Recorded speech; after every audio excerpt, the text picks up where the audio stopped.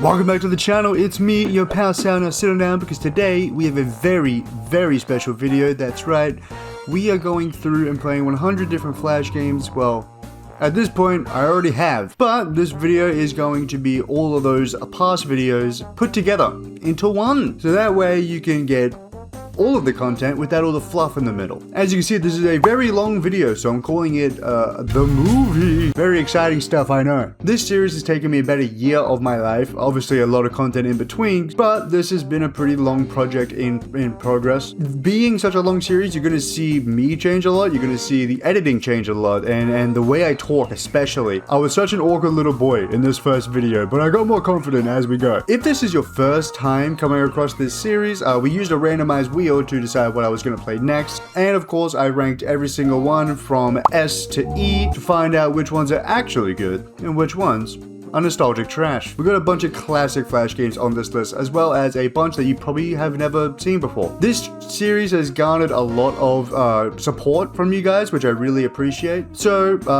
this is my gift to you. This is going to be hell to render. This is, in the time that you watch this, you could probably watch a Lord of the Rings movie. So this is the perfect video to put on in the background while you stroke your shit. Please put a comment down below which Flash game you busted to. I would like to know. Again, thank you everyone for the support over the last year. If you do enjoy this video, please leave a like, and if it's your first time, maybe subscribe. I've got a lot more stuff coming. I've got a Fable video that I'm working on, so keep an eye out for that. There actually won't be an outro for this video either, so don't bother sticking around. It's just gonna end pretty abruptly. It's fine, don't worry about it. I guess without further ado, let's get into it. Start the thing. We're starting off with a fucking banger. Rebuild is one of my favorite Flash games of all time. This is like a childhood flashback for me. That was unintentional. I was immediately flashed with the image of a zombie absolutely cranking his Zenus to some Zen boys before finally getting to relive my childhood. The general gameplay loop is basically just to slowly build up your civilization by exterminating zombies, recruiting more people, building farms for food and schools to make soldiers and scientists, labs for medicine, cures, and other shit. And you basically just gotta manage all these resources until you reach one of the multiple endings. There's one for completing the council, one for closing the evil portal. Yeah, there's an evil portal. But I got the cure ending by just farming scientists and laboratories. This run only took me 56 minutes to complete completely because I used to autistically play this game as a child over and over again to get every single ending in a single day and then do it the same day tomorrow. So I can easily speedrun this shit with my eyes closed. Rebuild is a classic top-down colony building sim game. Also, one of my favorites, which is kind of ironic because I usually hate this style of game. There's very few that I like. Maybe it's nostalgia or something else akin to that. I fucking loved replaying this, and honestly I do think it still kind of holds up. That being said, yes, as a simple basic bitch entry level colony building sim game, but you know what, it's still good. It's still good. Fuck you. Fuck you. My nostalgic games are good. Yours are shit. Fuck you. However, I know that there's some actual timeless classic bangers on this list, so I can't quite put it in S. I'm gonna be fair here. I'm gonna put it at a high A. We have 99 more to go, so let's not waste time. Next one.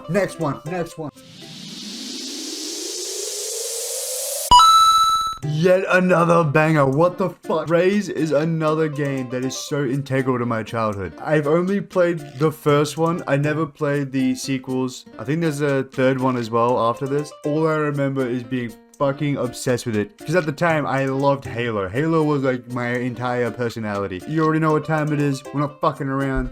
It's time to play the game. Raze 2 is one of those side-scroller action shooter games. It features two separate campaigns. You can play as the humans or the aliens, as well as just a quick play game mode if you just feel like shooting people in the fucking head. Within the game, you can earn in-game credits that can be used towards your weapons, your abilities, and your equipment. Some things like headshots, crotch shots, and butt shots would earn you bonus credits. This needs to be added into every single FPS game, thank you very much. The movement and the pace of the game was super fast but also balanced. However, the double jumping did make me blow myself up multiple times because I'm fucking retarded. There are multiple different game modes, from your domination, capture the flag, deathmatch, juggernaut. They were all pretty fun. The gameplay loop was addictive. It only took me about half an hour to get through half of the campaign, so it's not much of a commitment at all. Overall, Raze 2 is absolutely peak. It's the epitome of what made Flash games so great. And you should absolutely go play this yourself if you haven't already. Raze was one of the more popular Flash games out there. Down with the titans of your Valorants and your Overwatches. We bring back Raze. Raze will return. I think most people watching this that have played Flash games have definitely played a Raze game before. It's iconic in the Flash game sphere, and it was probably the best shooter action Flash game there was. The different game modes and weapon customizations are fucking sick. The fact that you can play as the aliens too, really just... Raze 2 was just the Halo 2 of Flash. For how iconic Raze is, it only makes sense to put Raze 2 at a low S. We have quite a ways to go, so let's fucking dive right into game number 3. This is literally as simple as it gets. You use your speed and your angle degrees to find the distance between you and the enemy player to hit them in the face with your arrow, in which case you win. There's not much I can really commentate about here. I mean, it's as basic as it gets. This is the epitome of a Flash game though. It is simple, it has replay value. It's something that you would play in the back of class. You could verse a computer or another player, you would just switch. It's pretty fun, I guess. But I mean, just compared to some of the other bangers that we have on this list, I don't think I can give it a high score. I know people are going to be mad at me for this. They're going to be very upset at me. I'm going to have to give this one a high D. That being said, good game. It's fine. Took me less than like 4 minutes to win a bunch of times. Very cool. Very cool. Next one, I guess.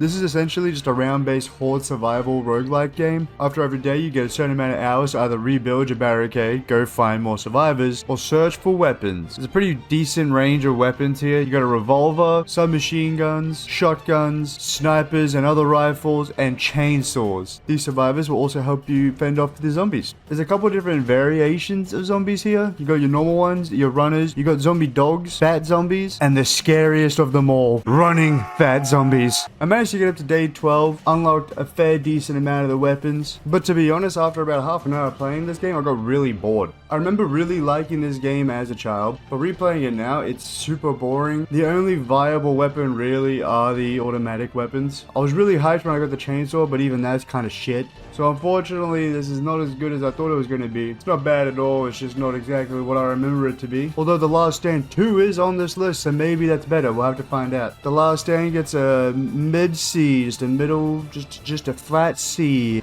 I'm kind of realizing that there's a lot of zombie games on this list, which makes sense because I guess that like 2010s era was really heavily dominated by zombies media. It makes me wonder if during the zombie craze of the 2010s, was there a rise in necrophilia? There had to be, right? Had to be a bunch of little freaky little... Next game! Yet another zombie game, and I remember playing this one a lot as a child. An uncomfortable amount, especially given the game that it is. You'll see, I probably shouldn't have been playing this so much as a kid, but I remember fucking loving it. I was obsessed with it. I'm telling you, man, the zombie craze of the 2000s was fucking rampant. The entire objective of Lab of the Dead is to essentially just conduct research on the zombies, how they react to different foods, weapons, and objects, all while managing their mood, humanity, and their hunger. All of which can actually affect how they react to aforementioned objects. Each zombie also has their own personality, likes, dislikes, that can actually affect your research. Now, if you're a controlled, insane adult, you'll try and get them to 100% humanity, essentially curing the zombie virus through your research. However, if you're 10-year-old me and slightly disturbed, you'll slowly devolve into a mindless and horrific violent rage. Because these creatures weren't made in God's image, god damn it! This game definitely is made to be played on the side, not the main focus. Things take a while to research, and progression is pretty slow. Either that, or over the years, media has just brain-rotted me so bad to the point that even a childhood game struggles to keep my attention. That being said, this game is actually pretty decent. It's well detailed, there's a lot of thought that's been put into it. There's not a lot of replayability. Once you've researched everything, there's really no point in playing it again. I will say that Bikini Zombie... Dude, necrophilia was definitely popping in the early 2010s. Overall, this game still gets an easy high B. It's a high B, it's really good. I think violence in general was also a big reoccurring factor in a lot of these 2010 Flash games. We'll see some coming up, but yeah, just a lot of violence, a lot of violence. Also, the main demographic for this being children, concerning, but we all turned out normal, right? Let's go into the next game before I start questioning things. What the fuck is that? This is our first one that I really don't know. Fun Da Vinci? I've never even heard of this. Well, there's only one way to find out if it's good. Ladies and gentlemen, we found it. The most boring one yet. It's quite literally just completing puzzles. Which if you're a puzzle guy, this might be for you. I'm not a puzzle guy. I think we've established that. You have to arrange these doodads and doohickeys in such a fashion that all the balls go in the holes. Which I was pretty good at, which is no surprise because I've had plenty of experience with my uncle's balls in my hole. Besides the nightmare fueling main menu, nothing about this game really stood out, and for that reason this game gets a middle D. Get your head out of the gutter, that's not what I meant. It's just kind of boring, it's meh, I'll forget about it. Where am I? Oh, what am I doing? Next game! Sonic is essentially just a turn-based game. You go through each stage round by round. At the end of each stage is a boss fight. Upon defeating the boss, you move on to the next stage. There's multiple different classes you can choose from Destroyer, Guardian, Assassin, and Gunslinger. I of course chose Destroyer because that's the closest to Warrior there is, and we all know that Warrior is the best class in any game. Through leveling up in combat, you can unlock different skill tree abilities and attributes to obviously customize your build and how you want to play, and you also earn money to buy equipment from the different shops from each stage, which all have different statistics that add to your build. Besides my little tutorial buddy dying at the end of the first stage, I know pretty much nothing about the story besides I am a talking and living zombie because I skipped through all of the lore. Yes, I'm the worst kind of gamer. Now what I'm about to say next might piss some people off, but bear with me here because I spent the last video playing 9 different turn-based games for a month. So it's safe to say I'm fucking sick of them. When I started playing Sonny and I saw it was a turn-based game, I almost threw up in my mouth. That being said, it is a good turn-based game, a lot better than some of the turn-based games in this fucking video. But once I got to this point in the game and I kept dying to this fucking boss, yes, I could have respect and tried again, but I'm so fucking burnt out from these games and the turn-based system just in general. For now, it's getting a high B. If I play it in a few months when I'm not salty, I can see it being a middle A. It is good though, it's really good. I know a lot of people like this game, so don't be too mad at me. Now, I've never played this game before, but it's a nice, simple, just run and jump game. Kinda reminds me of something like Vector, but even simpler. Also, if you're ever nostalgic and think about playing Vector again, don't. They completely ruined it. There's enough in-game purchases in there to make EA proud. Once you finish the stage, you go over to a different country to get chased by a different thing, whether that be a bull, the police, or the scariest of them all, a woman. You can interact with the environment around you as the levels get more and more complex, from bouncing off these little window things to swinging on cranes. The game is surprisingly interactive. I'm sure if you were next to your friend, both playing it at the same time, you would be trying to beat each other's score and then beat each other off. High school was a weird time for all of us, I hope. That being said, it's a pretty decent game. Not too complex though, so I can't really give it a high score. So you know what? For the fun that I had with it, even though it's simple, it still gets a low B. Nothing too crazy there. Next game!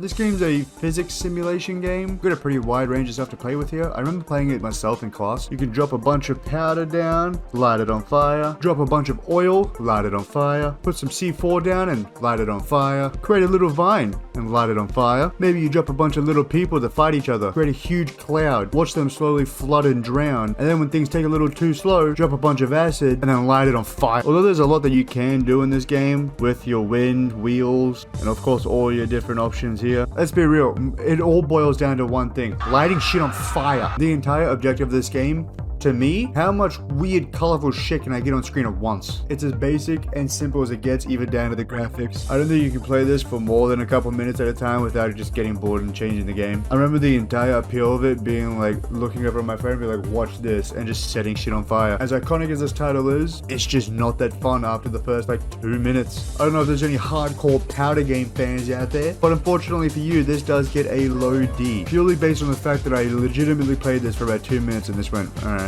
I'm even watching a show on the side and I still got bored of it that quick. Maybe I'm brain rotted. That could be the case. In fact, that's very likely. Next game! I'm sure we've all played a Stick Wars game before, so we know how this works. The objective is to build up your troops, which cost you resources, which you gain through your miners, and over time you can slowly research new troops, like Spartans, archers, mages, all kinds. There's a whole wide range of them. You can even upgrade your castle walls' health and add archers to them, and your entire objective is to protect your statue while trying to destroy theirs. You can play this on a campaign or online against other people. Stick Wars 1 was one of my favorite games to play, so I had high hopes for Stick War 2, and you know what, I can see that it would be really good even as a skill tree after every single stage to progress. Unfortunately, the game ran at like 2 frames every now and again. I don't know if the frames had social anxiety, but they did not want to show themselves. I've tried my best to fix it. Full screen, shit. Windowed, shit. Everything else turned off, shit. The quality all the way down to low, shit. If I could run a game as heavy as, like, I don't know, the new Call of Duty at the best graphics possible and still get 100 frames, how can I not run Stick War 2? I couldn't, like, physically look at it for more than, like, 10 minutes. It got so bad to the point where it was almost unplayable. But I know that Stick Wars is good. I know the second one is just an improvement on the first. But it's like the Flash gods themselves just came down and went, you. Now we do have Stick War 1 on this list, so hopefully when we do spin it, it doesn't do that. But purely because of the fucking bullshittery that just occurred, the game clearly doesn't want to be played, so it won't be played. Fuck that game. If it ran properly, this would be a high A. Some of you might disagree, but because of that, low C. You know what? Fuck it, high D. High D, fuck that game. And it took me forever to find somewhere to actually play it. I don't know if there's lore behind this, but it is difficult to find. Praying that the next game doesn't do that. Speaking of, next game!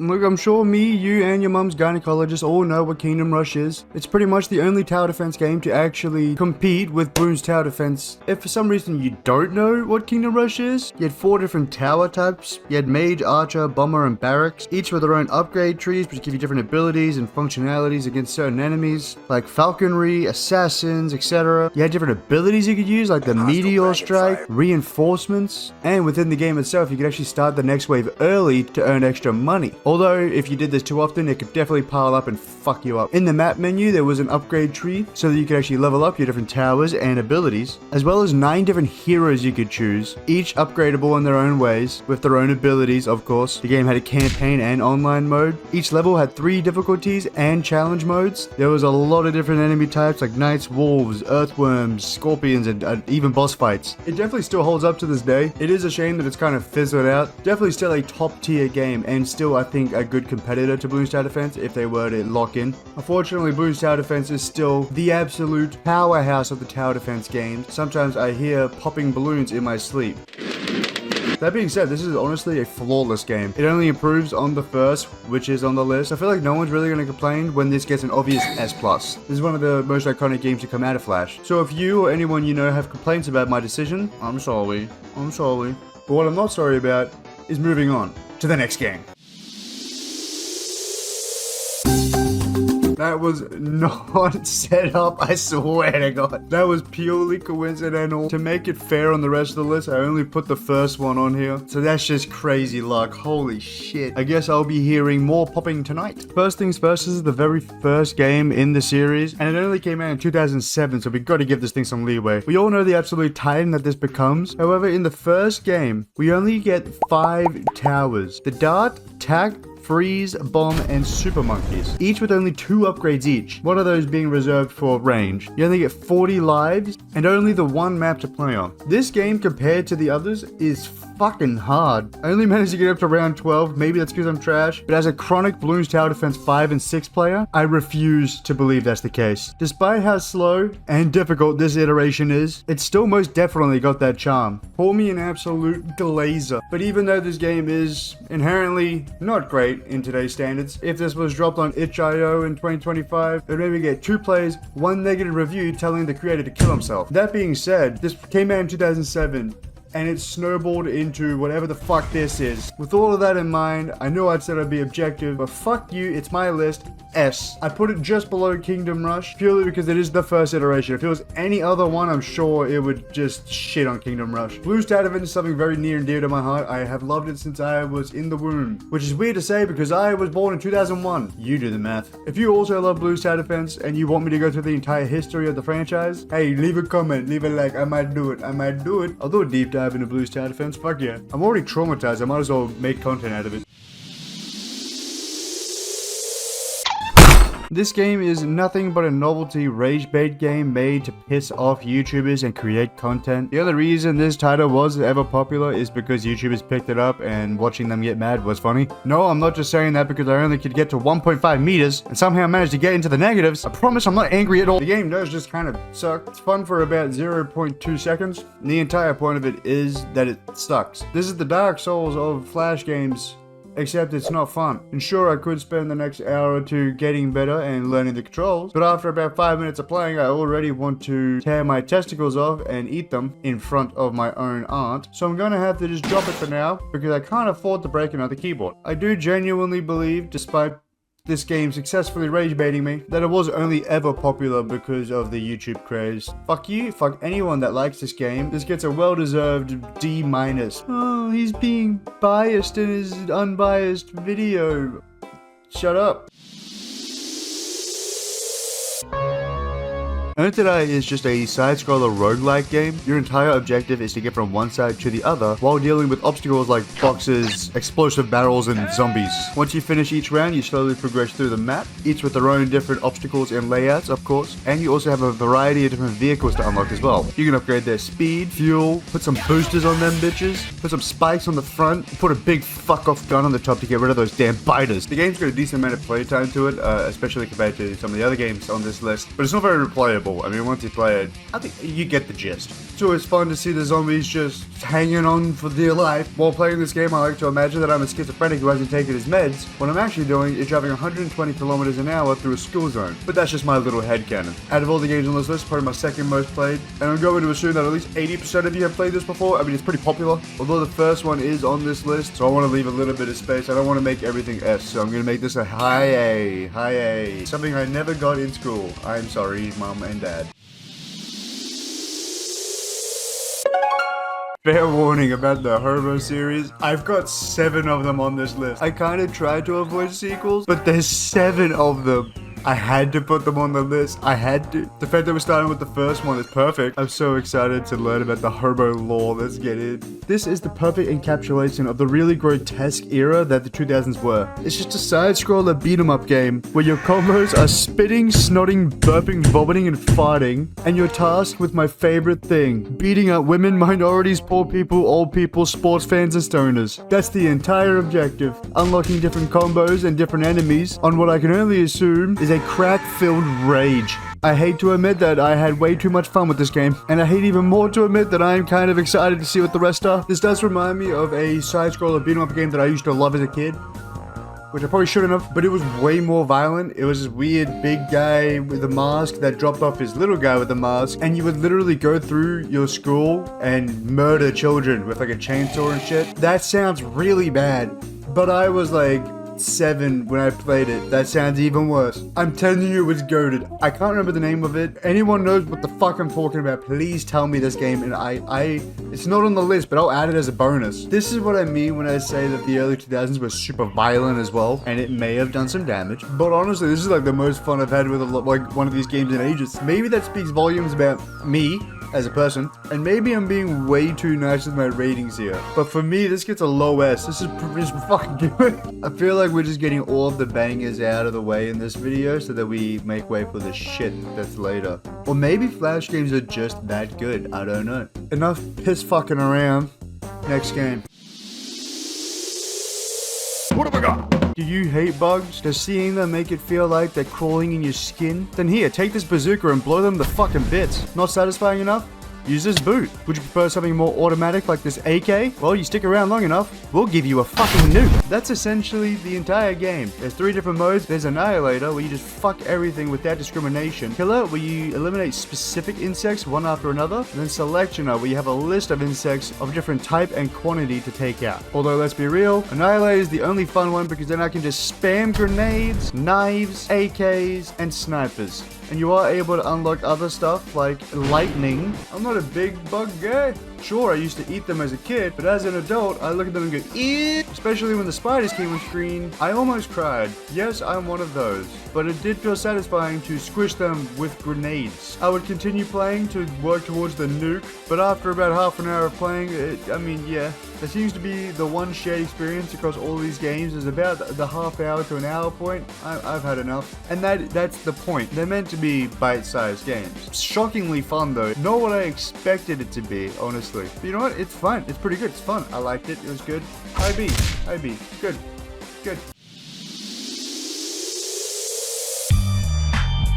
Guys, you're never gonna believe what this game's about. If you guess lighting people on fire, fuck you, alright, you got it. You literally just spawn in a guy, screaming and on fire, and then control him left to right, avoiding the rain, and running straight into babies and other people to get your points up. The longer you're under the rain, the smaller you get until you just fizzle out. And the whole objective is just to get the highest score possible within 60 seconds or you fizzling out. Besides the game letting me murder children, there's not really much about it that is fun at all. It got boring, surprisingly, after the first time playing it. It's one of those Flash games that are just so ridiculous. The only point of it existing really is to nudge your friend and be like, look at this stupid shit I found. Other than that, I couldn't see myself playing this ever. So you know what, this is high E.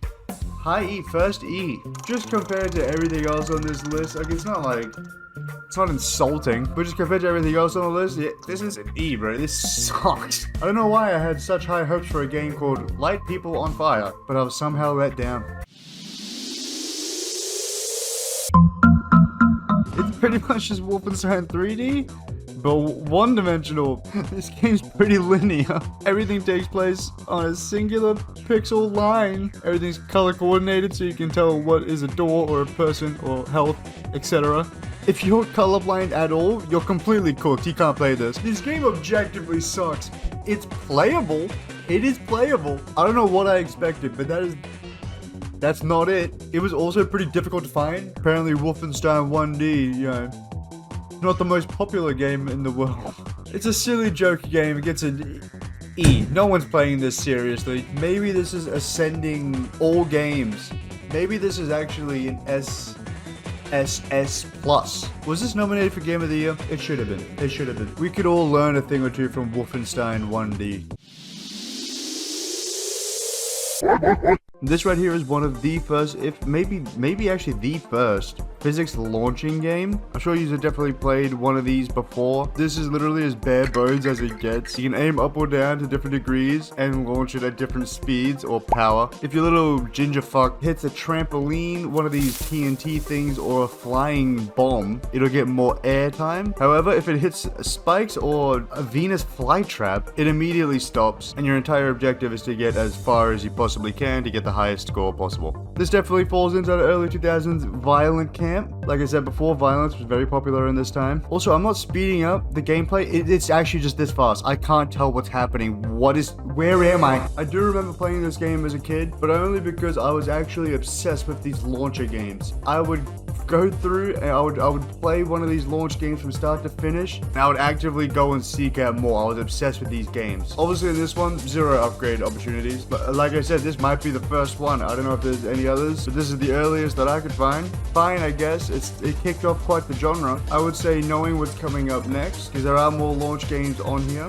I can't give it a super high score, but it was like, this is a 2005 game. This came out before Bruce Tower Defense. So you know what? I'm gonna give it like a C. A C if C sounds fair, like just a normal C. Just a flat line. Now how about we take this kitty and launch it to the next game?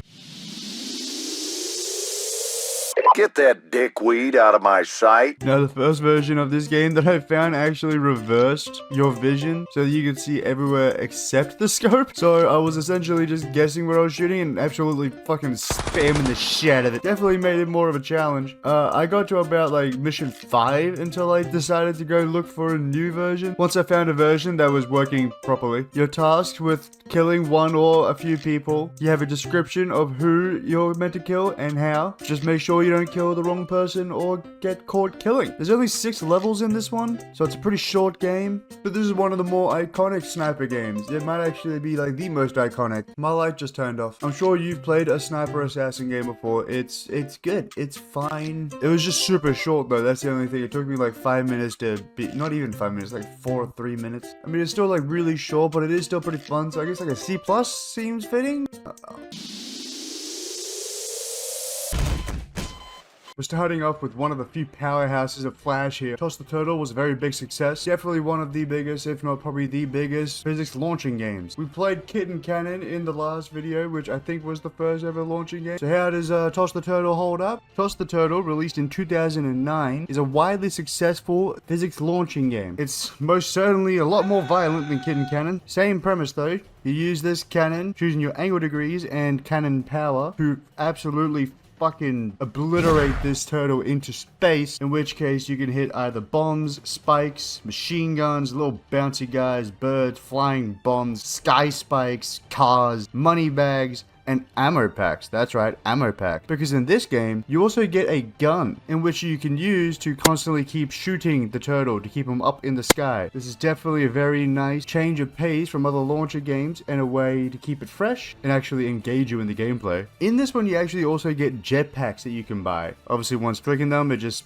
automatically flies you very far and a little high. Now the cannon themselves, the jetpacks, and the guns are all upgradable. You can buy different ones. Obviously the upgraded cannons shoot you further, as do the jetpacks, and the guns, depending which ones you get, will either have a lot more ammo or a lot more power behind their shots. I always go for the SMG because it's got a lot of ammo and you can just keep fucking juggling this turtle forever. You can also get a chest bomb and a nuke as one-use items, and you can launch this turtle quite literally into space. You can also earn medals / achievements, which is quite nice. And is that holy shit? In the last video, I was talking about this side-scroller beat-em-up game that I played as a kid and I couldn't remember the name. They collabed with that game. What the fuck? This purple dude is from the game I was talking about. If only I had played this in the last video. Luckily, however, Silent Shadow from my Discord actually came out and told me the name of the game. Thank you so much. I'm going to add that to the end of the video. So technically we're doing 21 games this video, because I'll add that on as a bonus because I really want to play it, just for me.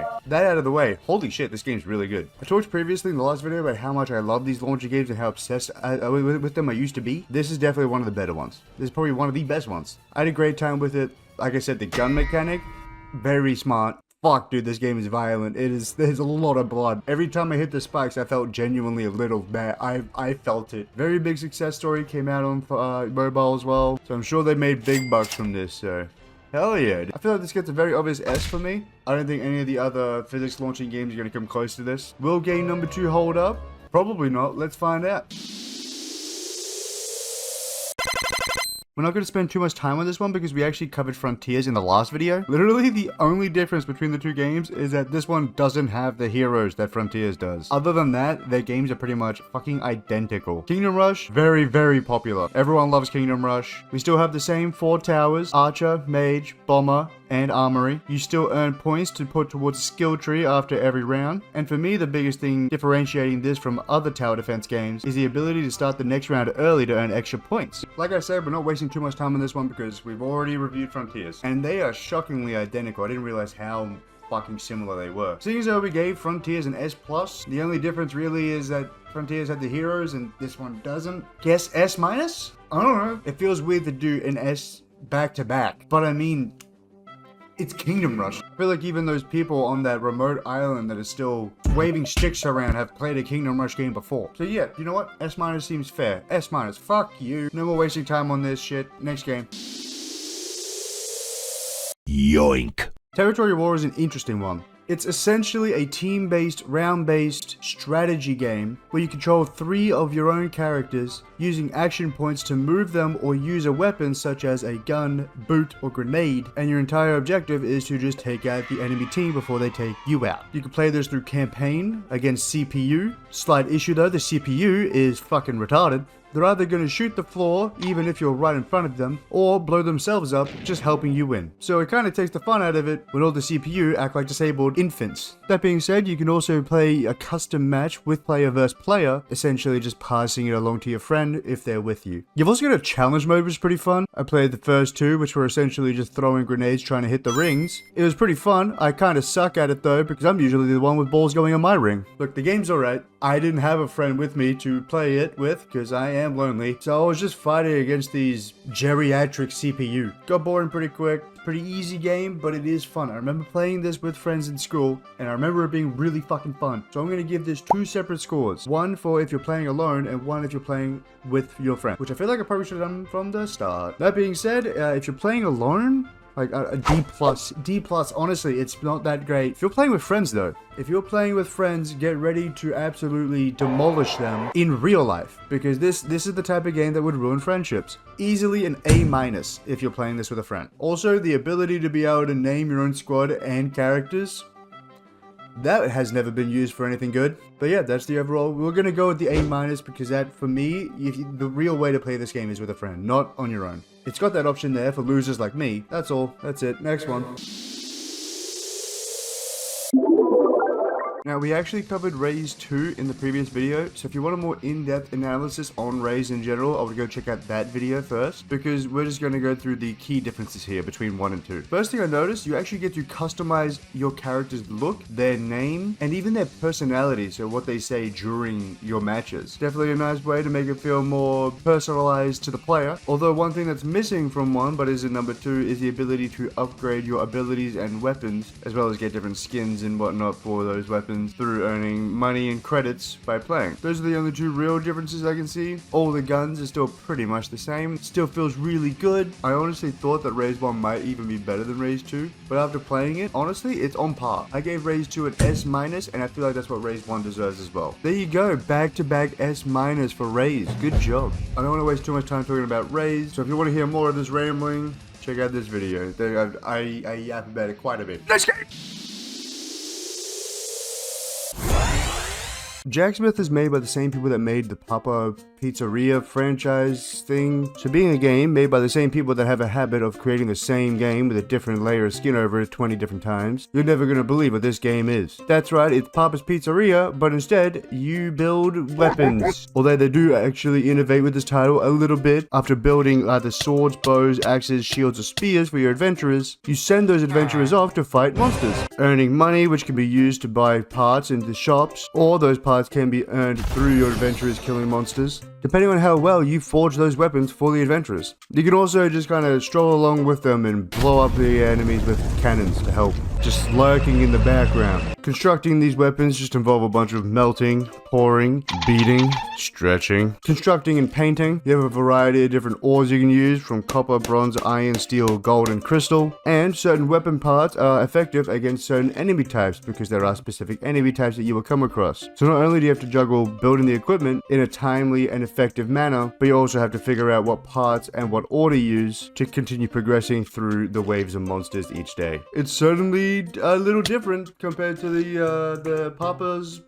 franchise. I will say I enjoyed it a lot more actually, which is tough to say because I fucking loved Papa's Pizzeria growing up. No, not because I'm Italian, you fuck. There was just a lot more to do in this game, which was nice. Although you couldn't in this one go as fucking crazy with what you're creating, like in something like Papa's Pizzeria, where you can just create an absolute abomination of a pizza. In this one, if you biff it, you just kind of get a wonky sword. Sort of like trying to stick your dick in a blender. I'm gonna have to give Jacksmith a high A, and depending on what mood I'm in, we'll see how Papa's Pizzeria fares when I come across it. That being said, pretty fun game. Go check it out if you haven't already. Next game!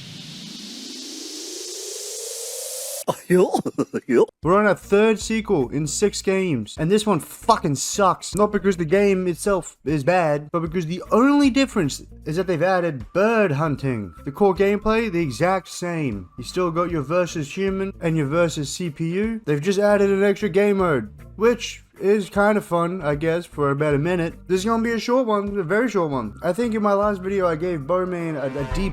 I guess technically this is an improvement because it does have an extra game mode. So technically I guess this gets a C-. Even when I played Bowman 1, I didn't have much to say about it. I have even less to say about this. Like I said, go watch the first video if you want to hear me talk a little more about it. Next game. We got our second physics launching game of the video, except this one is nowhere near as violent. This is a lot more kid friendly. You take control of this little penguin fella, and your entire objective, like in Toss the Turtle, is to get as far as you can, and using the money you earn to upgrade various things like ramp height, acceleration, air resistance, your glider, rocket, and rocket fuel. Learn to Fly isn't as in-depth as Toss the Turtle, however it does implement different stages which are essentially just ramp heights, which you unlock via achievements here on the side, which also give you big money packets. The game is really simple. Unfortunately we can't commit war crimes in this one, and unfortunately the cute little animal isn't absolutely screaming for help, but it's certainly still a pretty decent fun physics launching game. It was also a lot shorter than Toss the Turtle. It only took me around about 20 minutes to fully complete. There is Learn to Fly 2 on this list as well, which I'm praying is going to be a lot better. I say that because the sequels we've been getting so far, barely different. Unfortunately, I cannot give this as high of a score as Toss the Turtle because that is just peak. However, I think everyone's played Learn to Fly before. It's super popular. Plus,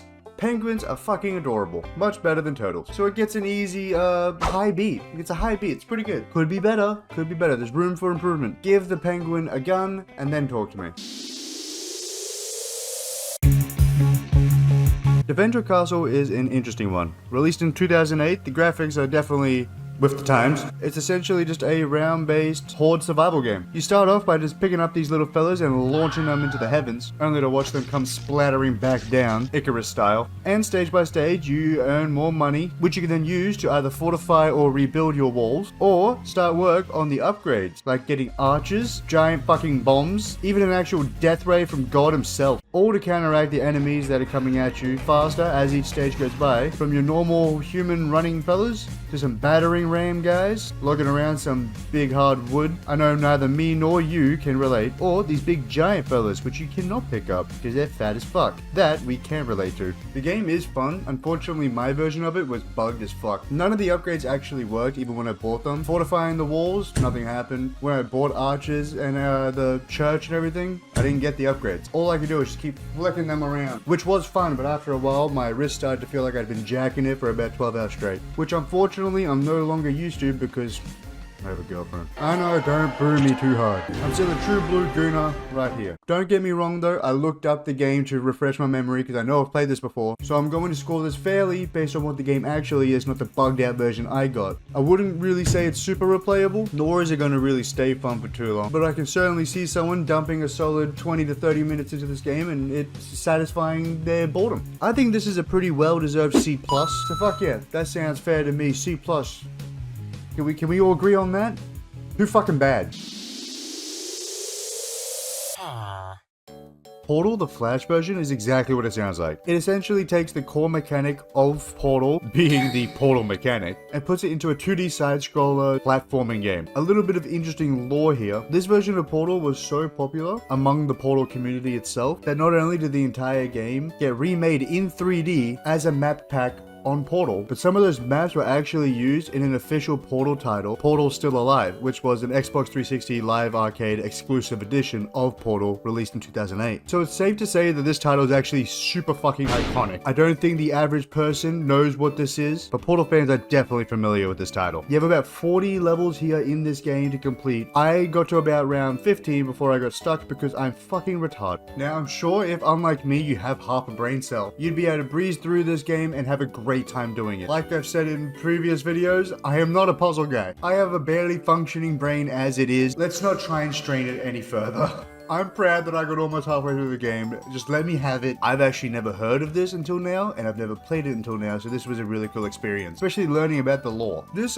for me, was really cool, and I can see the insane appeal and why Valve themselves even incorporated some of these maps into an official Portal game. Because of the insane success story that this has, it feels only right that this deserves an S. Never in my entire life did I expect a puzzle game to be getting an S from me. That being said, I hope I never have to play a puzzle game again. Next game. Wow. Castaway is a top-down RPG. Your entire objective, essentially, is to just run around, complete quests. Through these quests, you get stuff like gold, better equipment, potions, abilities, and EXP. You can also get these little pets, I got this little booger fella right here. And the combat itself is just real-time turn-based, so very reminiscent of something like Adventure Quest. No matter how hard I try, I just can't fucking escape this style of game, man. In the bottom right corner, you got your UI for your inventory, player stats, active quests, turning your map on and off, and your egg hatch status. Because yes, you can hatch eggs in this game. In this sort of communal base area, you've got your pet shelter to hatch said eggs, a general store to buy potions and antidotes, a traveler's den where you save and heal, a blacksmith to buy equipment, mercenary guild, and a mage guild, which is for your different quests. Speaking of the traveler's den and saving your game, be sure to do that because if you die, it ends the entire game. There is no autosave, you have to start from scratch. I learned this the hard way. Hi, yes, I moved mid-video. Deal with it. The game was fine, it got pretty boring, but that's just because I'm kind of sick of this style of game. Also, comparative to other Flash games, this is a long-term game. This is more of an actual game, just used with the Adobe Flash Player, as opposed to your short-form play and throwaway Flash games as we're used to. And I have the attention span of a cracked-out iPad kid. Ironically enough, I used to fucking love this game as a kid, and I played it a lot. So it's safe to say that over the years, my attention span has just... The game's fine though, there's a lot of equipment variety. That fucking save function though, fuck you. Any game that has the function where you have to save, otherwise you just go straight back to the start, makes me want to punch kick cat out the window. That's right, I'm looking at you, Noodles. Pretty good though, if you have the time and the commitment to play this game, it's definitely really good. And I found out there's a fucking sequel to this, which I did not know. So let's get a solid A-. Not bad. Next game. Strike Force Heroes just feels like a different version of Raze, which I'm not really complaining about because it's fucking banging. You've got your soldier customization, being able to choose between 4 different classes. You've got Medic, Assassin, Commando, and Tank. Each have different weapons, skills, and kill streaks that you can unlock through that class by leveling up said class. And the game has your campaign, challenge mode, and quick matches. Although the campaign's pretty short, it's only got 15 levels. But the map designs in this are fucking sick. For example, you got this crazy flying plane map, which is awesome. Once you die, you just go fucking launching away. And the game's also got your medals and achievements. Even down to the actual different game modes itself, it's Raze. I will say, unfortunately, it kind of played better than Raze. I'm a big Raze blazer until the day I die, but I'm gonna make a very controversial decision right now. I gave Raze 1 and 2 both S-. I unfortunately enjoyed this even more than Raze. So for me personally, this gets a middle S. I played the assassin class pretty much the whole time because I thought snipers are cool. I used to play snipers all the time in Black Ops 2. And you know what? The snipers are really good. They're great if you can hit your headshots. I'm a little retarded, but I was too stubborn, so I was stuck with that shit. But getting headshots in this game is so satisfying. It's, oh my god. It felt better than getting back shots from a 6-foot goth girl in the alleyway. Decision 2 is a top-down shooter. You essentially just go through the map unlocking new areas to complete your missions, ranging from recon, cleanup, tower capture, assault position, etc. And doing these missions gives you more money, and you can use this money to get other weapons like pistols, shotguns, rifles, bazookas, all which you can upgrade, along with abilities as well, like sprinting, rage, engineering, and taunting. During your missions, you have additional tasks like clearing the remaining zombies or capturing specific locations. And there's also a bunch of different zombie types, like normal, knife zombies, crowbar zombies, which will fucking peg it right at your head, and sewer lizard zombies, which, okay. You can also get achievements, which will contribute to your overall score in the game, which you can then share to other people to flex on them. For the second one in the series, I expected it to be a little more complex. It's really simple. It is basic as fuck. Still pretty fun though. I had a great time with it. There's something about watching the zombies turn into red paste on the ground that just really gets me going. The things actually take a while to get money and upgrades, so you could play this for a while. Replayability wise, I guess if you really like top-down shooters, hell yeah, you could play this over and over again autistically. I'll stick to shit like Hotline Miami, aka the greatest furry game of all time. Overall though, really good game. Nothing crazy though, so I'm not going to give it a super high score. It gets like a B+. A B+ is fair. We do have the first one on this list. I'm starting to regret putting sequels on because I can't see there being much of a difference. We'll see though, maybe I'm wrong. Maybe I am a stupid idiot head. Stupid idiot head with a degree in games. That was a bad decision. I should not have got that degree. Doodle Devil is essentially just the evil version of the much more popular Doodle God. Your entire objective is that you have a bunch of elements with these different subcategories beneath it, and you are combining these subcategories to create more things and more elements, and just keep combining and creating, and it gets bigger and bigger. Of course, we're the evil version this time, so we're creating shit like lust, gluttony, Cthulhu, demons, death, life, and zombies. Although it wouldn't let me combine stuff like corpse and sex and beast and sex, which in my head those are pretty gnarly sins, but I guess that wouldn't be too appropriate for the children. Damn children always ruining games. I loved Doodle God as a child, and I do remember playing a bit of Doodle Devil, but not enough. It was fine. It was fine. It was like a smaller little bite-sized version of Doodle God. I don't know if this is technically a sequel. I know there's Doodle God 2, so I guess we'll count this as a spin-off. Although my little pea brain kept getting stuck and having to use the hint option. You only have 100 different things to combine and create, and once you start getting towards the end, yeah, it gets real tedious and annoying. But the first half of the game is always super fun. I had a lot of fun with it. There's not much replayability. I think once you've completed it, yeah, there's no point in doing it again. I don't know why they wouldn't let me have necrophilia and bestiality, but I'm disappointed. So for that fact, this game gets a B+ as well, 2 B+ in a row. It was pretty good. Add necrophilia and bestiality, and then come back to me. This might be an A+. Stickman RPG is exactly what it sounds like. It's a RPG where you play as a stickman, living his life however you please. I started my first run by focusing on my charm and strength, immediately got hit by a car, did a bar fight, took his money, bought some cigarettes, realized I could buy a gun and a knife, we'll keep that for later, hit the gym, went to sleep, realized I was too stupid for an office job, so I went to university to hit the gym. Went and blew all my money at the casino, beat someone's ass at the bar, went back for gambling, beat some more ass at the bar, went back to gamble the money, and repeated this until I eventually just died. Alright, maybe getting into bar fights and gambling all the time isn't the best way to live. So, on my second run, I decided to just do the dumb office job. I boosted my intelligence and climbed the corporate ladder all the way up to vice president. This took me way too long. Bought that gun that I wanted earlier, started to drink a shit ton, go and gamble all the money that I spent so long getting, buy some cocaine, get a skateboard, and try robbing a store multiple times, failing. Every time. Apparently I was just not charming enough. That's right, I couldn't rizz up the police enough to get away with it. I'm sure there's more to this game than I could find myself. However, I spent about 40 minutes playing it, and yeah, it was pretty good. It was fun. Couldn't really figure out what else to do, but it was fine. I didn't win a single time gambling, by the way. This is why I don't gamble in real life. I stick to gambling in video games like a real man. I will say, it was great to be able to just drink, gamble, fight, and buy cocaine. Although I couldn't really find a use for the cocaine, I'm sure there is one. Also, I found out you can just fall off the map. That's pretty cool, I guess. I also found that skateboard way too late into the game, because that would have been really nice when I was just running back and forward from the university, which is on the other side of the map, to my fucking hotel. It wasn't that bad though, and I know a lot of people love this game and are very nostalgic for it. I had a great time. It was definitely better than the last two we just played, so this gets an easy flat A. It was good. I did expect more content, honestly. I know that there's other Stickman RPG games out there. Definitely needs more content. It needs more to do. Next game.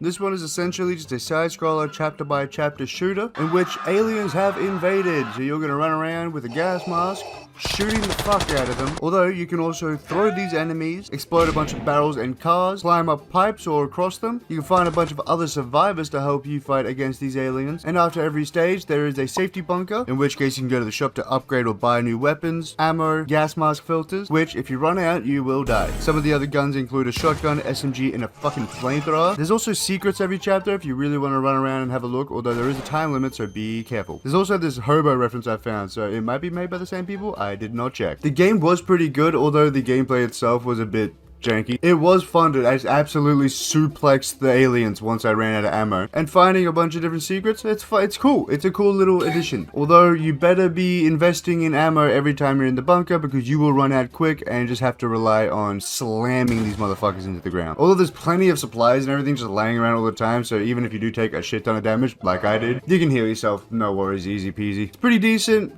Wasn't the greatest. I kind of got bored of after about 20-25 minutes. Would I play it again? Probably not. But for me, this gets a solid flat B. Flat B. It was good. It wasn't like the greatest, especially compared to the other side-scroller shooters on this list. good lord, it does not hold up. But I like the alien concept because when I first loaded it up, I thought it was going to be zombies, which, you know, most of these Flash games are. That's about all. Next game. Hey there, it's Josh. Already on to our second decision game, although this one is medieval. This is still a top-down shooter RPG game. However, instead of a zombie apocalypse in the modern age, instead you're a knight rebuilding and defending a castle against zombies. Although there's actually a lot more variety to these enemies. You got your zombie walker, dog, executor, troll, and a bunch of orc variants as well. The zombies and orcs will actually fight each other, which is pretty cool. Your missions are pretty much the same. You got your scout, your mop up, rebuilding, and training guard. Your weapons are obviously pretty different. In your normal decision game, everything's gun based. In this one, it's mostly melee, so you got your dagger, your longswords, bows, and battle axes. The melee actually kind of fucking sucks, so I just kind of stuck with the bow the whole time. It was kind of OP. Then you got your other abilities as well, like your pickpocketing, engineering, thunder, eagle eye. One thing that I found that was different was you have a ability to choose a different master, aka a different character to play, and you find these masters by just continuing to play the game. So you got your master of armor, pain, wisdom, war. The game was alright. It was essentially decision, but medieval. Who would have guessed? Typically, I am a big softie for the medieval zombie genre mixing together, and it does kind of work in this, but I don't think that the gameplay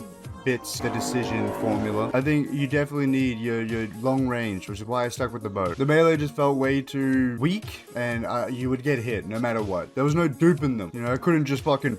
No, I was getting fucking plonked on the chin. It wasn't that bad, although a lot of the missions involved the greatest mission type in any game, accompanying some asshole from one spot to the other. Although in this game, you know, they aren't running slower or faster than you, they just kind of follow you, which is nice. It was kind of prevalent in every mission, which was kind of... I gave Decision 2 a B+, and I'm gonna be honest, this is just kind of a worse decision. Making it a medieval game was a bad decision. I'm sorry. No, I'm not. Fuck you. This gets a B-. It's still good, but it's just stick with modern era. That's all. Next game. Diggy is essentially a side-scroller roguelike where your entire goal is to just, well, dig. You've got 4 different ground types: easy, medium, strong, and hard. Each are obviously harder to get through with your drill, which is upgradable in the upgrades menu, where you have your equipment like your drill, battery, radar, and also all your different minerals to upgrade their value once you get them. Now your radar you actually use to find hidden treasures, stuff like eggs, oil, dynamite, batteries, flowers, safes, beer, Mona Lisa, coins, a compass, and even more. There's also a bunch of giant hidden structures that you can dig out, like a submarine, a mining truck, fossils. Each will give you a big fucking reward. Obviously, the entire point of this, being a roguelike, is once you run out of battery, you just restart the next day with more money that you earned from the day before to put towards upgrades to get even further and further and further. Now, digging straight down, I thought maybe I'll find something cool, or maybe even end the game. No, you just find a bunch of lava and burn to a crisp. And you don't even get to come back with a luscious white beard. The game was fine. It took me about half an hour and I pretty much beat everything. Obviously, I didn't keep playing until I found all the different structures and hidden treasures and stuff like that, but that would probably take you a solid hour or two. This is most certainly a sit at the back of class and just play this mindlessly type of game. And to be quite frank, mindless games are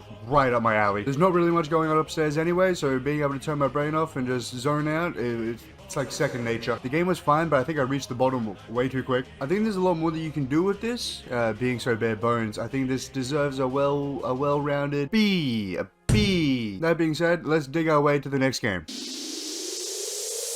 Gotcha! King Drift is super basic. Use your left and right arrow keys to drift around, avoiding the police and SWAT vehicles while essentially just trying to capture the flag. Around the map, you got a bunch of repair icons and money. Over time, more and more police will chase you if you don't try and get them killed by trying to force them to run into each other or run of the many giant boulders just rolling around. If you rode on the short bus like I did, you will just kind of get rolled over all the time, especially when the boulders are rolling up. By the time you notice them, they're pretty much already on top of you like a fat man at Kmart, pinning you down and whispering sweet nothings in your ear while they completely crush your insides. Basically, you just gotta try and survive as much as possible, get all the points that you can, and yeah, the highest I got was a minute before I just got bored. As a proud member of the no license gang, I'm starting to see why I do have no license, because I fucking suck at this game. Whether it was drifting directly into the popo or acting like a disabled Indiana Jones and not running away from the boulders, I just couldn't survive more than a minute. The game itself is literally bare bones. It is pretty boring. I think I played this for about 5 minutes until I realized that there was nothing else to it. I guess if you're one of those car guys, I don't even think this would be for you. There's nothing really interesting about it. I honestly don't want to waste too much time on this game because it is just so boring. It gets a D-. Fuck this game. There are way better car drifting games out there. Just stay away from this one. If this game is any king, it's Henry VIII because it completely took the fun out of my day.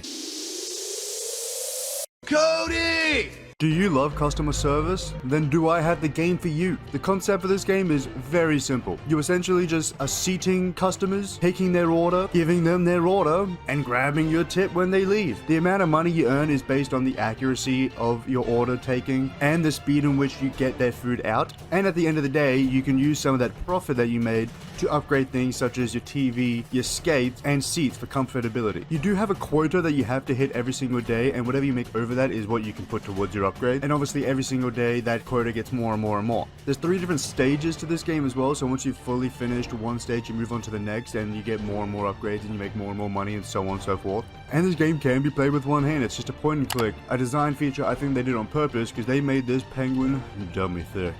Obviously, everyone already knows that I'm a big fan of penguins, so I love this game. Despite how simple this game is, and trust me, it's fucking simple. I had a lot of fun with it, it was fine. It wasn't exactly game-changing, it didn't blow my mind. But it killed my boredom for half an hour, so can't complain. I only did the first stage because I'm kind of trying to get this video out because it's taken me a while, for reasons I'll explain at the end.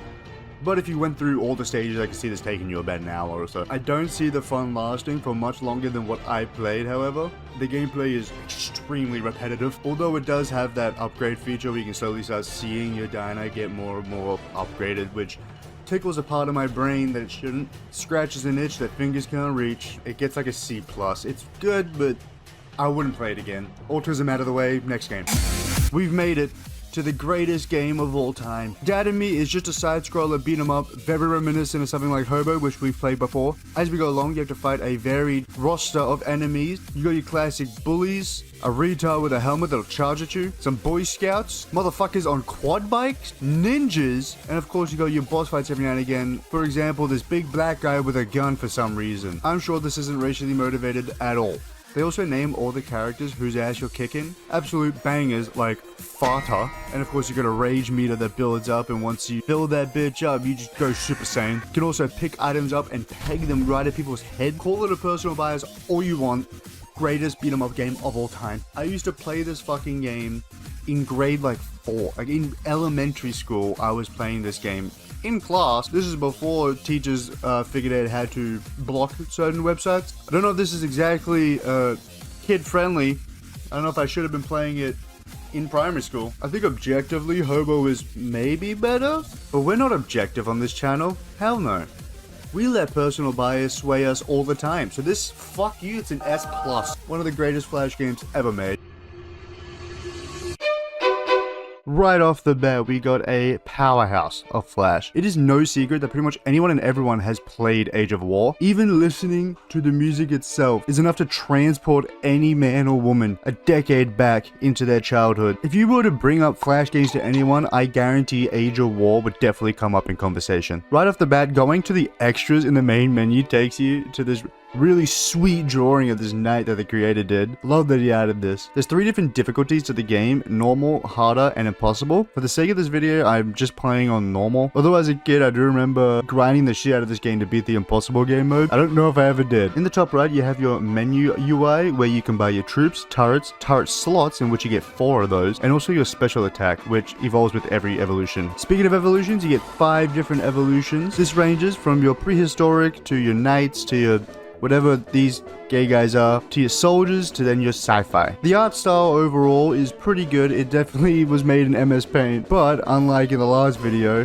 this one's actually charming. It looks really good, it fits the times perfectly, and it doesn't age great, but it's not terrible. Also, we can't not talk about the music. Water Flame, the GOAT. Just listen to this and tell me it doesn't make your butthole pucker. Waterflame's also behind a lot of the music used in Geometry Dash, so this guy is an absolute staple in indie gaming. Props to Mr. Waterflame, absolutely love you. I will say the game actually was a lot shorter than I remember. It only took me about 20 minutes to beat, and I swear as a kid that felt way longer than it does now. And also like half of the game is spent in that last evolution. You easily breeze through all 4 evolutions and then get right to the final one, and you're stuck there for like half the game just banging your head against the wall. The only way I won was just to spam the Super Troopers. I also don't like that you have to move your mouse to the edge of the screen to scroll instead of being able to just, you know, click and drag. But other than that, the game's fucking awesome. Obviously a bunch of other sequels came out of this one. I'm pretty sure I did leave Age of War 2 on this list, so maybe we'll get that eventually. Apparently Age of War was actually released in October of 2007, so this is one of the OG Flash games. Like I said, this is probably one of the most influential Flash games that came out, and definitely something that popularized the genre. Onto the rating, I feel like this is pretty obvious S+, no one's gonna argue with that fact. And if you do, go talk to the wall. I'm right, I'm never wrong, suck my balls. Without further ado, let's just dive straight into the next game. I think I've talked about this one enough.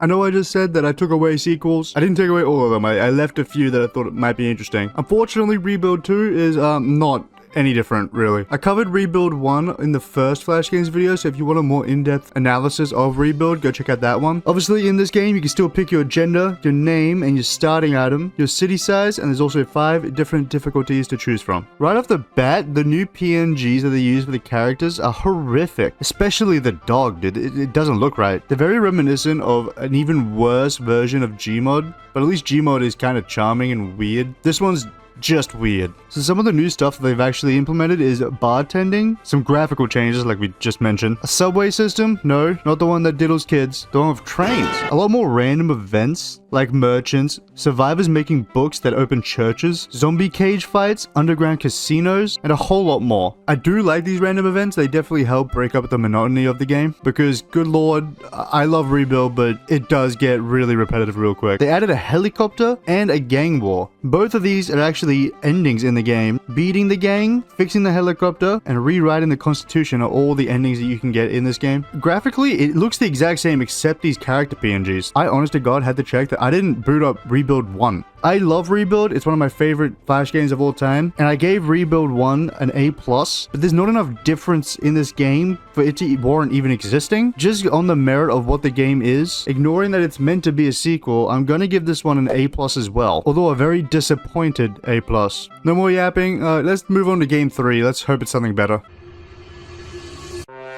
Let me preface this by saying that either this game is surprisingly hard or I fucking suck. Human Alienoid is just a side-scroller shoot-'em-up. We've had a couple of these on the series before, but this one by far is so punishing. I literally didn't get past the first stage. Just out of pure frustration. I'm sure if I really continued to grind this, I could. But by the end of this gameplay, I was clenching my jaw. I was not happy with this. And that is to no fault of the game. This game is actually really fun. The enemies are so smart. They straight up pull out some Call of Duty tricks on you. They would jump around, shoot up, they would drop shot you. They are accurate as hell. And there are so many at all times that it is overwhelming. Because there's so much going on, it is hard to see the enemy bullets, which typically means you're getting hit like all the time. Also, you do have 10 lives, but it only lasts 1 hit. If you get hit once, that's 1 of your lives gone. And trust me, you're getting hit quite a bit. At least if you're as retarded as me. By the end, I honestly found it the easiest to just crouch shot the entire time and just occasionally have to jump whenever one of the enemies also try to drop shot. But they have a bunch of mini bosses like this robot, this helicopter fight,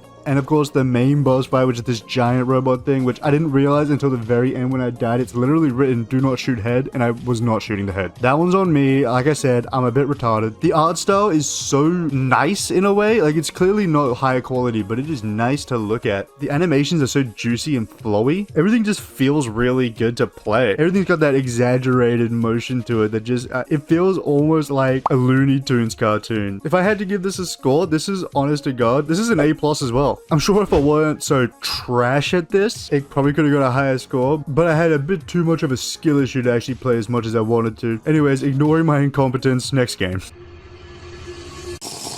Flight is a part of my favorite genre in the Flash sphere, that being the physics launching games. Yay, more physics launching games. Flight actually has a high score leaderboard that you can put your score onto, which I think is pretty cool. You can customize your plane, although my version wasn't really working well because the colors just kept turning off every time I loaded in. You have 15 different upgrades ranging from rudder control, lightweight, throwing power, fire engine, and more. 24 different achievements to unlock, and unlike most other physics launching games where you have to use this speed and angle mini game, in this one you just pick it up and throw it like it's a paper plane. It's really simple but unique in its own way. After reaching a specific distance, you progress to a new location. Also, at some point when I was playing, there was this random glitch. It freaked me the fuck out, but luckily it didn't break the game. I could continue playing. Overall, Flight is surprisingly probably my favorite physics launching game yet. I don't believe it's nearly as known as something like Learn to Fly or Toss the Turtle, but it surprisingly was the most enjoyable for me. Now hear me out, I'm actually going to give this one a flat S. I'm putting this on par with stuff like Toss the Turtle and Learn to Fly. It's really good. I don't really have too much else to say about this that I haven't said about physics launching games before because they're all kind of similar. So if you want to hear more about it, definitely go to my other two videos. But honestly, that's about all I have to say about it. So let's just move on to the next game.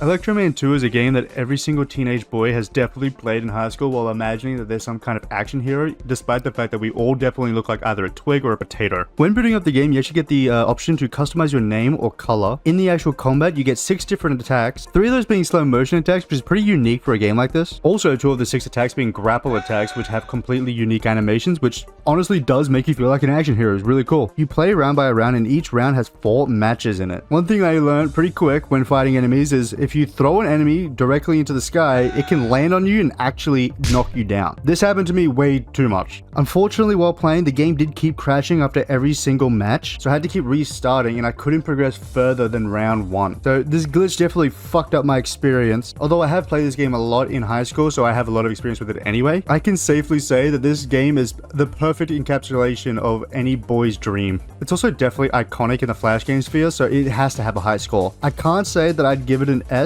Maybe if I could have played more of it without it glitching, then sure, but this one's also going to get an A+. Look at that, 5 back-to-back bangers. I don't think we've gotten a single game so far that's less than an A+. Very rare for this channel, so hell yeah. Next game. Spoiler alert, but this game fucks more than Johnny Sins. I don't know what's going on this time, but we're getting nothing but bangers. I haven't had a single bad game yet. Infectinator 2 is a game that I have played a lot as a teenager, and I won't lie, I got lost in it pretty quick. I think so far this is the one I've spent the most time playing, at least for this video. If you don't know what Infectinator is, just look at the name. The entire premise is that you are infecting people and turning them into zombies. You get 10 different upgrades, 7 different zombie types, and 4 support items to use. And you essentially just go from location to location, infecting as many people as you can, beating the challenges, unlocking new areas, and continuing to do this until eventually you take over the entire world. The game is pretty long. I only played like an hour, and I got like a third of the way, so you could play this for a while. Compared to a lot of the other Flash games, this is a long-term game. The game is pretty stylized, it looks nice, it's got that pixel arcadey feel, which everyone loves, and if you don't, grow up. The game does get pretty challenging. You gotta kind of grind out your gold to get the upgrades, because some of these enemies, good lord, they mow you down. I don't have too much to say about this, honestly, but it's just a fantastic game. If you haven't played Infectinator at all, you have to go check this out. Also, this only corroborates my theory that like 90% of Flash games are zombie-based. I'm telling you, man, the early 2000s, zombies were you couldn't walk a single step without seeing zombie shit. I blame Robert Kirkman for creating Walking Dead. Anyway, this game gets an easy S- for me. Yes, this is a biased opinion. No,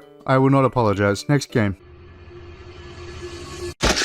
Tasty Planet. You'll probably recognize the soundtrack. It plays at the start of every single video. Welcome back to the channel. It's me, your pal. Tasty Planet is pretty much just like a single player Agario. Your entire objective is that you eat things that are smaller than you and you get bigger and bigger. Then you eat more things and you get bigger again. You start off pretty much microscopic and then you slowly work your way up to the point where, spoiler alert, you eat the entire earth. I could only get the demo version and play half an hour, so I only got up to the bit where I was eating cats. The game is pretty fun, although it does get repetitive. They do try to break up the monotony by some levels being puzzles instead of actually just running around eating everything you can. I could probably get the full version, but I don't feel like looking for it or paying for it. Plus, I don't really think there's a point. It's gonna be the exact same thing, but different sizes. The game's good. good. I don't know when it became a paid-for game. I remember it being free and playing it during school, but get your bread, I guess. I'd say out of all of the games so far in the video, this one doesn't quite hold up, but it's still really good, so I'm gonna throw this one a bone and give it a flat A. This was quite obviously Agario's inspiration, so if you enjoy Agario, you'll probably enjoy this one because you won't have some fat neckbeard that has no life completely ruining your day. Anyway, that's enough of that. Next game. I know there's quite a few people that actually like Motocross FMX, so I'm just going to get the good out of the way before I tear this thing apart. The only things that are good is you can customize your character and bike, and you can unlock a rideable pig by winning the game. It's pretty cool. Also, the most fun I had out of this was when it glitched out the first time so hard and the wheels moved, but I didn't. Had to go to a different website for it to actually work, and I kind of wish it didn't. Unfortunately for all those Moto FMX fans out there, I hated this game. It was so boring. The controls were so janky, even for a Flash game. The entire premise is that you gotta do laps of this course while doing flips and tricks, get your highest score possible. The tracks are so short anyway, so you end up having to do like 6 or 7 laps. It's not even like fun bad, it was just boring bad. So I gotta give this a flat D, I'm sorry. There are so many other better motorbike games out there. For example, you could play Moto X3M and have a way better experience. Or even Line Rider, which is fantastic. If you're looking for a good motocross game, just don't even bother with this one. And if you are a fan of this one, why? Branch out, please. Enough old man yelling at clouds, let's just move on to the next game. I remember playing this one time as a kid and getting really frustrated because I suck at puzzles, but as an adult, it's just pretty goofy and fun. Impossible Quiz is what I like to call a back of class game. It's not exactly something that you're going to go home excited to play, but it's certainly something that's going to curb your boredom for 30 minutes. The entire premise is you gotta go through every question answering correctly, but the twist is that the answers are a bit wacky. Oh, you think you gotta click one of these answers? No, you gotta click the 17 at the top. Oh, which one of these dots? Oh, you idiot, it's the dot in the eye. There are some pretty bullshit questions, but you know, you do what you gotta do. You can tell that this is certainly like an older game because it's got a Hammer Time reference. Holy shit, what a time capsule. The game's got the type of difficulty where it's clearly bullshit, but it's not to a frustrating degree like some other games. This game also blew up on YouTube. This is one of those ones that every single YouTuber had to get their grubby little mitts on. So it definitely had a cultural impact, at least on the YouTube landscape. I can't say that it's nearly as good as a lot of the other ones on this list, but it's still pretty good and very iconic, so it's going to get a flat B from me. That's about all I've got to say about this one, so let's slide on to the next game. Look at that, another bike game, and this one doesn't want to make me pull my eyes out. This one's less about doing tricks and getting high scores and more just about parkour and getting to the end of the level. You have 2 different types of vehicles. Both of them feel pretty janky to control, but nowhere near as bad as the last bike game. It's at least doable. I will say the ATV is especially, rough. The entire game took me 7.5 minutes to complete. It's only got 15 levels and they're so easy, it's kind of laughable. Like in the last game, I do consider this a back of class game. This is something that is quick to pick up, quick to put down, right before your English teacher, who's pregnant again, comes over to yell at you. The game's nothing special, it's just okay. If I had to give this a score, it's probably at most a C+. It's not insulting, it's not bad, but it's definitely not good. We do have some absolute banger bike games on this list, I promise. So hopefully we'll get one of those this video. This is a bad day for all bike flash game fans. I feel like I've been kind of zooming through the past few games, and this one's no different because I don't have much to say about it. I mean, it just kind of feels like a really shit version of Happy Wheels. So we're just gonna move on. Fancy Pants Adventures, it's sort of like the Mario game of the Flash sphere. It is just a simple platformer. You don't have any actual attack abilities, you just jump on top of your enemies. Sound familiar? The movements feel so flowy. Like if you stop moving, you'll still glide for a solid half second. And I mean everything feels flowy. The jumping, gliding through the air, like everything is so flowy. It's also pretty unpunishing if you do get hit because you're an idiot like me. It doesn't really take that much health away, and grabbing these little swirly things ups your health anyway. They even have little secret rooms where you can find figurines, I guess. It's a pretty cool addition to the game. Although the map is pretty big, it just doesn't take long to get through it because you're moving so fast. I'm actually a big fan of the stickman aesthetic. It's so simple, but it really does just fit the vibe so well. World 1 only took me like 8 minutes to beat, and when I went to go to World 2, it just took me to a different browser with the second game. And I'm not bundling both of them into one video. So we're gonna just go off of the content that was available to me. I really liked this game. Had a great time. I just wish there was more content. And that's the downside to these good games that are so short, is it just leaves you wanting more. Now, I don't have Fancy Pants Adventures 2 on the list because I can't assume that it's going to be any different. But I'm telling you, I'm definitely going to go play this off screen. I can't give it an S because it just does not have enough content to warrant that. But I will give it a flat A. Rage is a very simple side-scroller beat-em-up. It's got both an arcade and adventure mode. The only difference is adventure mode is, you know, it's more platformy and open. Arcade is just more of like an arena-based thing. It does have a shop where you can buy swords, guns, extra life, fuel, and rockets, and a high scoreboard. Why did I say it like that? I'm a big fan of anything that adds a high scoreboard, but unfortunately, the actual core game itself is, it's fine. Especially after playing Electric Man 2, it's just not up to the standards that I want it to be. It's quite literally just a spam fest. It doesn't give me that teenage boy dreamy action hero vibe. I mean, I guess it's cool that you're able to get weapons. If an enemy has a weapon and you kill them, they drop the weapon and you can grab it.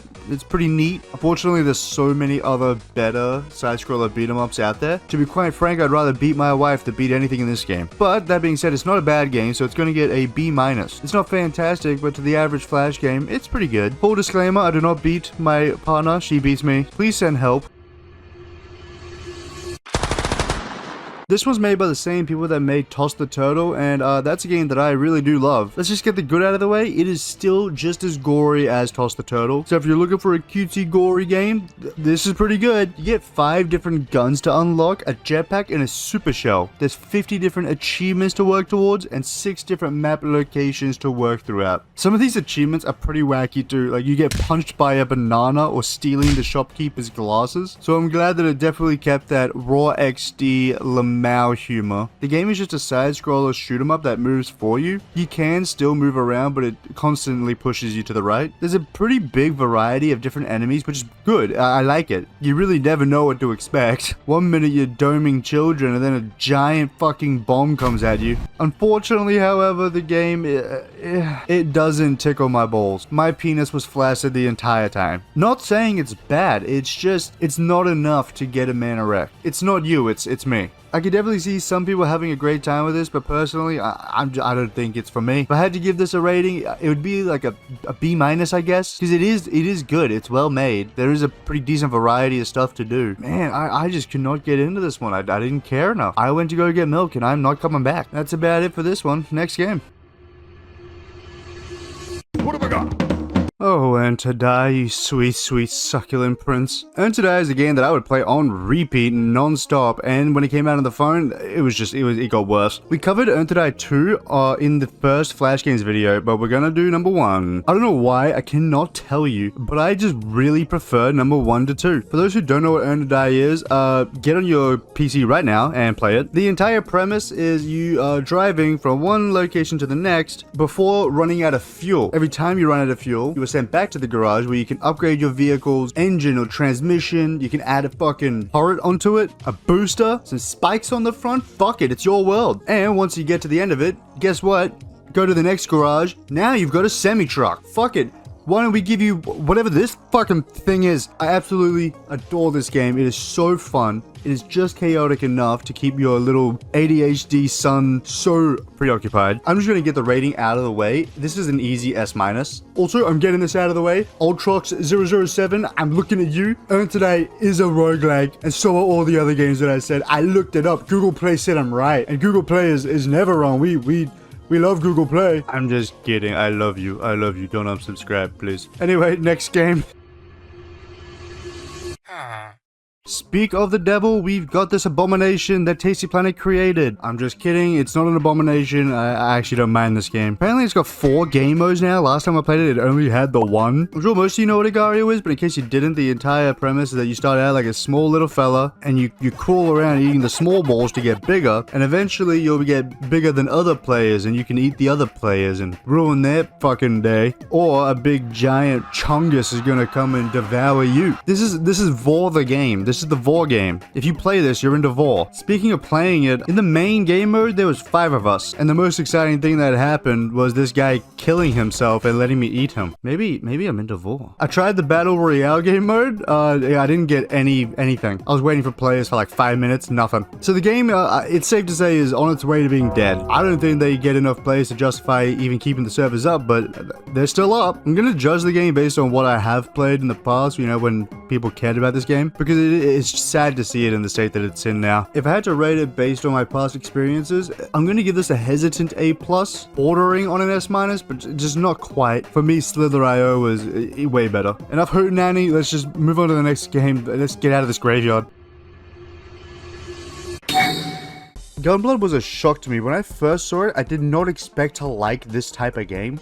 But my god, is it just so well made. The entire premise of Gunblood is essentially Wild West dueling with your pistols. You have to keep your mouse on the ammo, and at the count of 3, you draw, and you try and kill the guy before they kill you. There's 9 different rounds, and it progressively gets harder with each round. Depending on your accuracy, your remaining life, and the time it takes you to win, the more points you get. Obviously, once you die, you have to restart. They also do break up the monotony by every like 3 rounds. They'll throw in like a mini game with bottles or birds or something like that, just to spice up the gameplay a bit. This game is certainly gory. Like a lot of these Flash games, I don't think kids should have been playing this one, but they certainly were. This game actually has a pretty interesting feature as well that a lot of other Flash games don't have, which is the ability to create groups, aka like clans with your friends. That way you can share your high score and trying to beat each other. You do also have the ability to pick your own custom character, which is a pretty cool ability. However, they all look like absolute fucking crackheads. But just like taking crack, this game is a great time. I can't see you playing this for like a ton of time, but it's good. If you want to kill a few minutes and a few crackheads, this game is for you. I didn't expect it to do so well, but this is going to get a flat A from me. That's about it. Next game. Clear vision is the definition of so bad it's good. This is a clear copy-paste of something like Sniper Assassin, but a few differentiating factors. In this one, after every mission, you go home into your apartment and you can look at the news or the newspaper to see more information about what you did. Then you go to your computer to accept more missions. Gameplay wise, it is literally the exact same as Sniper Assassin, so nothing exciting there. But holy shit, they added cutscenes into the game, and whoa, they're pretty interesting. The voice acting and the sound effects, they're good. They're pretty good. Barely tell this was a Flash game. I ate his red eye and his damn head. I know this was probably made by like 2 teenagers over the course of like maybe a couple days, but oh my god. When I tell you I was cackling when I was watching this, it's insane. They try to like flesh out some sort of overarching story. The game itself is 5 minutes long. It's 5 minutes long. Yeah. And then it just ends with like you're about to kill a military guy and then someone puts a gun against your head and then it ends and it says wait for part 2. Without the goofy cutscenes, this would be a lot lower. I guess I'm gonna give this a flat C. Nah, you know what? I'm bumping it down to a C- because it is so short. There needs to be more game to your game, man. That's all I got. Next game. Line Rider is something that's extraordinarily nostalgic to me. I vividly remember playing this at like 7 years old in the classroom, and maybe it was my child brain, but I remember this being way cooler. Unfortunately, the concept alone is pretty cool, especially for a young kid whose brain is developing and, you know, full of creativity. But as a jaded and boring adult, it's fine, I guess. In case you don't know what Line Rider is, my bad. The entire premise is you're creating a little track for your penguin sleigh guy to go through. You've got your blue, red, and green, which all have different properties to them. Like the red makes it go fast. This is as well what I would call a backer class game. This is not something you'd go home to play, but it's something. I feel like if you're in high school, you'd use this to draw penises and other stuff. And as a kid, it's pretty cool. Maybe it's also because it's a penguin. I do love penguins. Like, as a child, I was a bit autistic. Not now, though. I'm normal. I'm normal now. It came out in 2006, so it's probably one of the first Flash games to come out, so it's definitely iconic and has a legacy. So that's definitely going to bump it up, and I think overall, this game's going to get a B-, only because of how revolutionary this type of game was. Although if I'm going to do a level building game, I'd rather something like Geometry Dash or Happy Wheels. I was really hoping this would get at least an A or maybe even an S, but unfortunately, I just cannot give it that. Child me would be so disappointed.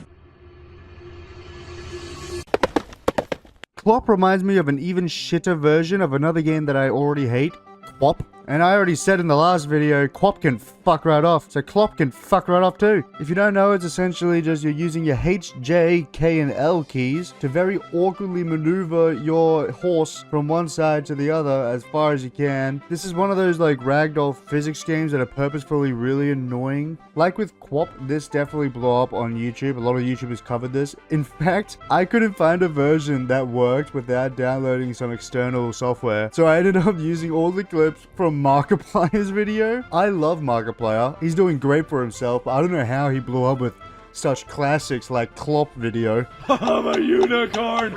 I'm a pretty cornucopia unicorn! Unfortunately, I do remember playing this game, and I remember hating it as well. I can't remember what I gave Quap, but this one's definitely getting like a D-, if not almost an E+. Also, what an unfortunate name. If you know anything about clopping, then you're a man of culture. Let's be friends. I know I said other games have that like arcade aesthetic, but this one looks like it was ripped straight out of an arcade. An arcade that Nintendo shockingly hasn't blown up yet. This is so full of copyright infringement. They straight up have Goombas, Donkey Kong, and an entire water level that looks like it was ripped straight out of a Mario game. I mean, there's so much copyright material here that I'm shocked that this game hasn't been slapped into the black hole of forgotten media forever. That's not to say that this game doesn't stand on its own 2 feet, because it is pretty good. It is just a side-scroller beat 'em up, sorry. Probably should have started with that. And it's not like inherently gory because it's so pixelated. That's like calling the original Mortal Kombat gory, like I guess, but not really. But the implications are insane. I mean, there's children and you rip their heads off and eat them and get health, and it's not a one-time thing. This happens a couple times. You pierce this guy with a forklift and then blow up the entire building.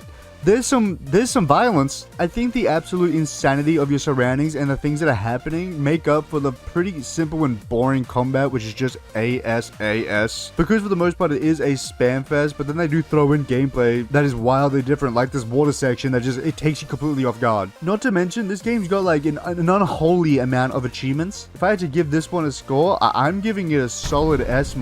Just from how like absolutely wild and unique this game is, I love it. If you want to play a big black man ripping kids' heads off, perfect game for you. Unfortunately, that is all we have for the video. Ignore the giant pile of clothes behind. I'll get to it, okay?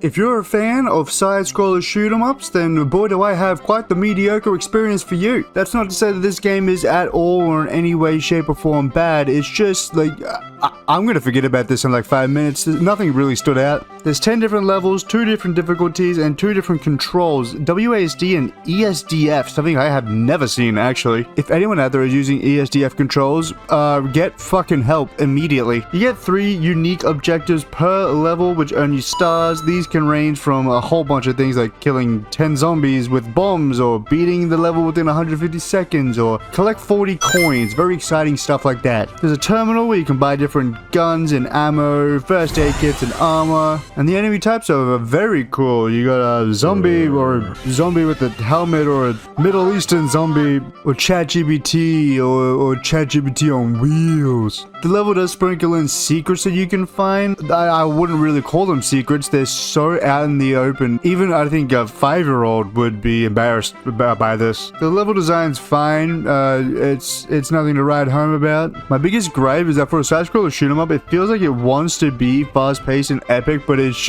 neither of those things. It's fun. It is a fun game, but damn, it feels so slow. We've had some absolute fucking banger side-scroller shoot-'ems already, and this one is just unfortunately not living up to my expectations. So this is gonna get a B- for me. It's still good, but just not quite to the standards I want it to be. Side-scroller shoot-'em-ups are one of the more common genres that we get in this series. I think they definitely popped off around that early 2010s era, mostly because they are pretty easy to make. And once again, it's a zombie game. There's so many zombie games. I feel like Flash game was just dominated by zombies. I've talked about this so many times, but it bewilders me how many zombie games there fucking are. Especially because felt like not long ago I was like nostalgic for it. I was like, oh, I miss zombie games, man. No, not anymore. I'm good. I'll just stick to Resident Evil, thanks. Enough yapping. Next game. And despite being the letter that strikes fear into the hearts of all white people, is actually one of the original Flash games released in 2004. It's honestly just a simple platformer puzzle game. I don't know about puzzle, but you know, I guess you could consider it a puzzle. Your entire objective is just to go to this thingamabob that opens the door, then run back to the door and escape while trying not to die to spikes or homing missiles and other crap. Yes, it may be something we've seen like 1,000 times, but again, this is one of the original Flash games, so it deserves its roses. The movement is super floaty. I'm not really a fan of this feeling. It's floaty to the point of like it's uncomfortable to control. But other than that, that's really my only complaint. Congregate can go fuck itself. I had to keep reloading the entire thing after every episode because it just kept freezing on me. Congregate used to be the GOAT, dude. I don't know what happened to it. Congregate gets an E. Fuck this server. But there are plenty of levels to actually play. There's so many. So I think this would be a perfect back-of-class game. I don't think this is something that you're going to go home excited to play, but at school, absolutely this is something you would just dump a few minutes into. I really enjoyed it, and especially just because it's one of the OGs, I think it deserves a little bit of a score boost. So this is going to get a solid B+. It's something special, but it's definitely up there. We've gotten plenty of platformer games on the list so far, and so it's kind of hard to rate this one any higher when we've had some absolute staples. If you're a big N fan, I apologize that this isn't a higher score. It was way too basic for me, and I know it's old. It's gonna be basic. My list, shut up. I know that N actually has like a really dedicated community. People love this game. It's very nostalgic for a ton of people. It's 22 years old. You can't expect the best quality out of this. That's about it. Next game. Sabotage reminds me of a Flash game version of something like Hotline Miami. You play as a naked French soldier assaulting a German castle in 1943. Oof, I'm sure that time has nothing to do with anything. The gameplay is actually really fun. You can throw enemies into spikes or explosive barrels, or throw those barrels into enemies. You can get knives and guns to use, and there's giant turrets and everything. It's a really fun game. I think the goofiness of it definitely elevates it. I love that you're just a naked Frenchman. Don't love that you're French, but the naked part's funny. Baguette flying in the wind. The game's actually not that difficult. Obviously, it slowly amps up in difficulty as you go, but it never there's never a huge jump in difficulty that feels unfair. So it's a nice change of pace from a lot of these Flash games that they go from baby mode to Dark Souls real quick. I'd recommend going into your browser and playing this right now. It's actually really good. I can't believe I'm going to say this, but Hotline Miami without furries gets an easy S-. This is a great game. I had a fantastic time with it. If you want to cosplay your creepy uncle infiltrating a castle of Nazis, go for it. This is a great game. That's pretty much it. Go play it. Sushi Catapult is a pretty interesting one. It's developed by Massive Monsters, which is the same people that made Cult of the Lamb. So we've got ourselves an Aussie-made game here. We love that. Unfortunately, I couldn't find a version of the game that wasn't extremely laggy. It wasn't even available on Armor Games, which literally produced the game. The color box of the cat also feels really broken. This whole game feels really broken. I remember playing this as a kid, and it was not this bad. Unfortunately, I'm just gonna have to go off of what's available now, not what I remember as a kid, because I might be blinded by nostalgia. I have no clue. This is just a classic physics launching game. It's one of my favorite genre of Flash games. You got 8 different upgrades, those ranging from slam functions, which actually aim to bounce you further, which is a cool little unique thing that this game introduces. A magnet function to get the sushi from further away, increased power meter, etc, etc. You got a bunch of obstacles like a fat man, a mushroom, webs, birds, and of course, the more sushi you get, the bigger you get. So Cult of the Lamb creators into inflation confirmed. What the fuck? Like I said, I remember playing this as a kid. Really good game. I loved it at the time, but it is so broken now, and that's disappointing because this game's got unique features, especially for a physics launching game. Like, it introduces the inflation. Not sure about that, but the bouncing feature as well was really cool. I remember really liking it as a kid, but unfortunately, for some reason, it doesn't hold up. As much as I love Cult of the Lamb, unfortunately, this one has to get a bare bones flat C. Flat C. It's not terrible, but the brokenness of it really does bring it right down. This would have been a pretty high rating, but I couldn't find a working version that wasn't shit. Age of War is one of the few sequels that we have left after the great sequel Purge. It's got 4 different difficulties and upgrades to unlock higher troops or upgrade existing troops to do more damage, armor, or range. These are pretty much the only differences from the first game, other than of course a graphical upgrade and changing the design of all the characters. That's not a bad thing, by the way. It is an improvement. I like the look of it. I mean, we get this absolute baddie on a dinosaur. That's a win to me. I'm not going to say it's more difficult or easy than the first. That it feels, if anything, more balanced all the way through. My biggest gripe with the first one was that I spent more than half my playtime in the last evolution. It felt like I was just banging my head against the wall. With this one, it was pretty even all the way through. I didn't even actually play the sci-fi area. I ended up beating the game with the grenaders from the modern era. They were kind of OP. So I'd probably recommend playing this one on a hard difficulty or even insanity. Age of War is probably one of, if not the most influential Flash games, and obviously I gave Age of War an S+. It's so deserved. But even though the gameplay in this one feels better, it feels more balanced and funner to play, Age of War 2 is just nowhere near as influential as the first one. However, I feel like it's only fair to give it a flat S. It's fantastic, and as a sequel, it's pretty good. It's nothing to write home about, but it's an improvement. And that's what a sequel should be. Thumbs up from me. I really don't have too much to say about this one. If you want more of an in-depth dive into it, check out my last video. I dive pretty deep into it. So the next game. I've talked a lot about the incessant violence of Flash games and how they were so prevalent in that era. This game is honestly the culmination of that. This is probably one of the most controversial Flash games. If you were around during this time, you know exactly why. Because this game is violent as shit. The entire premise is a point-and-click interactive novel where you just click on certain items to kill your boss with. The best part about all of this is the fact that someone out there hand drew and animated all of this for the love of the game. Whoever this man's boss was must be fucking shit scared. There's so much gratuitous violence that even when you finally beat the game, which yeah, I did, don't worry about it, it ends with you dancing in a circle with a decapitated head. I mean, it turns out it was all a dream, which that kind of sucks. But it goes to show the violence, man. It was way more accepted back then. I say that, but also at the same time, this was controversial at the time, and I assume it's still. I don't know how much of this I'm actually allowed to show on YouTube, but I'm just gonna show it all anyway. Fuck it. I'm not monetized. I don't have sponsors, and at this rate, I might not get them. But who knows? This was surprisingly fun. That might say more about me than the game, but it was fun. There's 15 different things to do. Specifically, the scissors one. Damn. As an adult, there's a little bit more of an appreciation for it, which makes sense. I mean, as a society, we're already burning down warehouses, so of course a game like this would be more appealing now. I mean, it literally took me 8 minutes to beat everything, and that's mostly just watching the animations. So it gets like a C+. It's nice to see like the amateur crude drawings. It's charming. There were more of these that came out. I'm not gonna play any of them. I do remember one with the water jug where you fill them up. There's a lot of inflation in Flash games, actually. That makes me feel weird. Next game.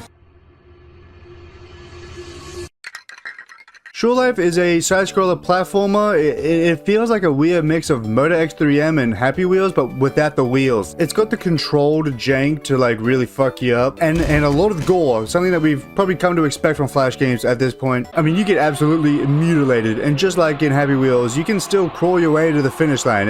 Mutilation is not going to stop you. The entire objective is just to get this absolutely cracked out Keanu Reeves from one point to the other without, you know, dying. And there are a bunch of obstacles to get past, like spikes and cannons and harpoons and whatnot. It really does feel like Happy Wheels without the wheels, so I mean, it's fine, I guess. Unfortunately, it's nowhere near as fun as Happy Wheels. It does have a certain level of charm to it, but like, there's 16 levels, and I cannot make myself play all of it. It sucks. It sucks because this is not a bad game. Not a bad game at all. It's just not a great game. And usually I come away from these games no matter what with something to talk about in my head. And I came away from this with this.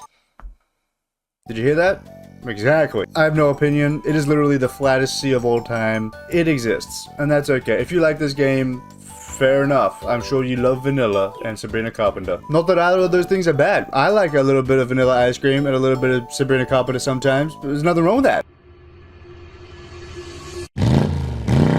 I promise this was not on purpose. That's just a crazy coincidence. Motor X3M is probably the most popular side-scroller like bike game out there. For Flash at least, and for good reason. Motor X3M is fucking fantastic. It has that epicness that a lot of these other bike games just try and fail to accomplish. Everything truly feels so fast and well, epic. I really can't think of another word for it. The obstacles and the parkour feel so fluid and weirdly it makes you feel almost like an action hero. I love it. I love the vibe of this game. It's a lot more low quality than I remember, but to be fair, it's an older game. Can't really complain. It kind of works as a speedrun game as well, because obviously, you know, the faster you go, the more stars you get. And by doing flips and stuff, you can minus some seconds off your overall time, which, you know, it's a really nice added feature. The game just plays so perfectly, especially for something that's so fast-paced. It just works. Which for a Flash bike game is rare. Holy shit. I guarantee every single one of you that are watching this right now have definitely played this in school at some point. At least those that fucked. This deserves nothing shy from an S. This is the gold standard of bike games to me. And if your bike game is nothing like this, I don't want it! This game is one of the things that made me want to get my bike license. I think I still don't have yet. Eventually, okay? That's all. Next game. Next. Go. Plants vs. Zombies needs no introduction, and if it does, how's your first day on Earth? The entire concept is you unlock new plants as you go, and you place them down to kill the zombies so that they don't get to your house. Makes sense to me. There's a huge variety of plant types, ranging from pea shooters to sunflowers, walnuts, cherry bombs, potato mites, snow peas, trumpets, repeaters, and even more. The zombie types are just as fleshed out. You got your normal ones, cone heads, javelin zombies, bucket heads, and a lot more. There's also a bowling game mode, which I loved this as a kid. It's so refreshing. It's a great way to break up the monotony. I did actually end up acquiring the version that was made before he sold it off to EA, so for those of you out there are ways to get the original version I'm just not allowed to say. And my god, it holds up. I forgot why this blew up so heavily, but replaying it, you definitely feel it. It's so fun. This is by far the longest I've played one of these games for the video. It felt so good. The nostalgia is definitely there. Just do yourself a favor if you haven't played this in a few years and go back and replay it. It's so refreshing in a weird way. I think everyone on the planet, including my girlfriend, will probably put my head on a pike if I didn't give this an S+. This is a powerhouse, not only of Flash, but of gaming in general. I think it changed the trajectory of a lot of things, and obviously when it was sold off to EA, that was a tragic moment in history for everyone, honestly, in the gaming community. It hasn't really been the same since. I honestly haven't played any other Plants vs. Zombie games, because as soon as EA got it, nope, I'm good. I've heard good things about Warfare, but I don't trust it. Don't trust it. So yeah, S+. I think everyone saw that coming. Alright, next game. Wow. The game does have 3 difficulties, and they all give you different starting budgets. The entire premise of the game is just to hire people, from workers to supervisors, IT guys, janitors, and researchers, and essentially you're just going to be building offices, toilets, elevators, and a bunch of other crap as well. You can research stuff to build, you know, cooler stuff. Hell yeah, make more money. That's basically the entire premise of this game. Capitalism. It's literally just like a tycoon game. It's fine, I guess. I really wish there was a way to skip the night period where you're literally not making any money and it's just janitors cleaning, because holy shit is this part so boring. And the times 6 doesn't help because it lags so hard, because, you know, it's a Flash game, that it's not going 6 times the speed, and it takes forever. The game was mediocre at best. I like these types of games. I love them, in fact, and this one just did not hold up to what I wanted. We're getting a lot of mediocre games alongside some of the best games of Flash in this video, which is, it's a weird dichotomy. Ignore her, she's packing up because we're moving, and like a good boyfriend, I'm not helping. I'm joking, I'll help her later, I promise. But yeah, this game's extremely mediocre at best. Unfortunately, I was the most frustrated with... What are you looking at? Unfortunately, I was the most frustrated with this one out of all the other games, so it's gonna have to get a C-. Unfortunately, that's all I got to say about it. Next game.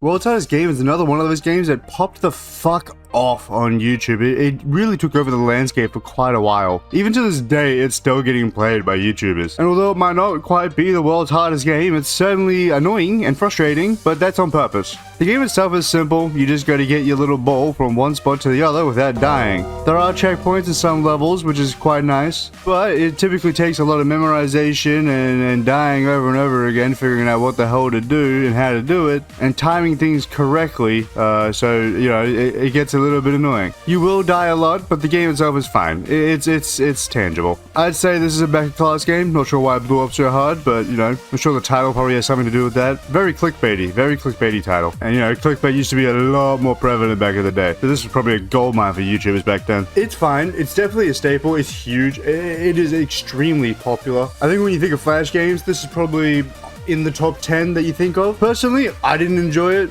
Who would have guessed? It is a game. And I can see people enjoying it just for the challenge of it, but I can't see this being anyone's favorite Flash game. And if it is, I'm sorry, but my bad. But it's good. And for how iconic it is, it has to at least get a flat B. That's about it. The next game. We've already gotten quite a few iconic Flash games in this video already, but Happy Wheels, in my opinion, isn't just on the Mount Rushmore of Flash games, it is the Mount Rushmore of Flash games. I've already referenced this in my video today, so if you aren't aware of what Happy Wheels is, sit down and prepare to have your mind awakened. Happy Wheels is a game where you can actually create your own levels within the level editor, and using a bunch of different characters that each use different vehicles, and the entire premise is to get from where you are to the finish line. The way in which you get to the finish line, people are very creative with. This has actually led to some of the most iconic mini games in the Flash game world. If you watched any Jacksepticeye, Markiplier, or PewDiePie video back in the early 2010s, then you will recognize Sword Throw, Spike Fall, Ball Throw, Pogo Fight, Glass Break, Bottle Flip, Bottle Run, Harpoon Run, and Epstein's Island. What? Do not sort this game by recent. It's a cesspool. It's bad. Happy Wheels didn't just dominate the YouTube landscape. It owned it for quite a while. There's still people to this day in Jacksepticeye's comments begging him to do another Happy Wheels video. My personal favorite was always the dad on the bike. I loved Timmy. Fuck Timmy. I also really liked the Pogo guy. I don't know why. It was always fun to explode people's heads with the Pogo. My mommy should have sent me to therapy. If you think this game deserves anything less than an S+, you're on crack. I consider Happy Wheels the Flash game. It is sad to see that it's nowhere near as popular as it once was, obviously. Bring it up at any party, I guarantee you're gonna have at least 3 or 4 heads turn. Unfortunately, I can't harp on about this one too much. We're gonna have to move on. S+, love this game, love all the creators. Goodbye.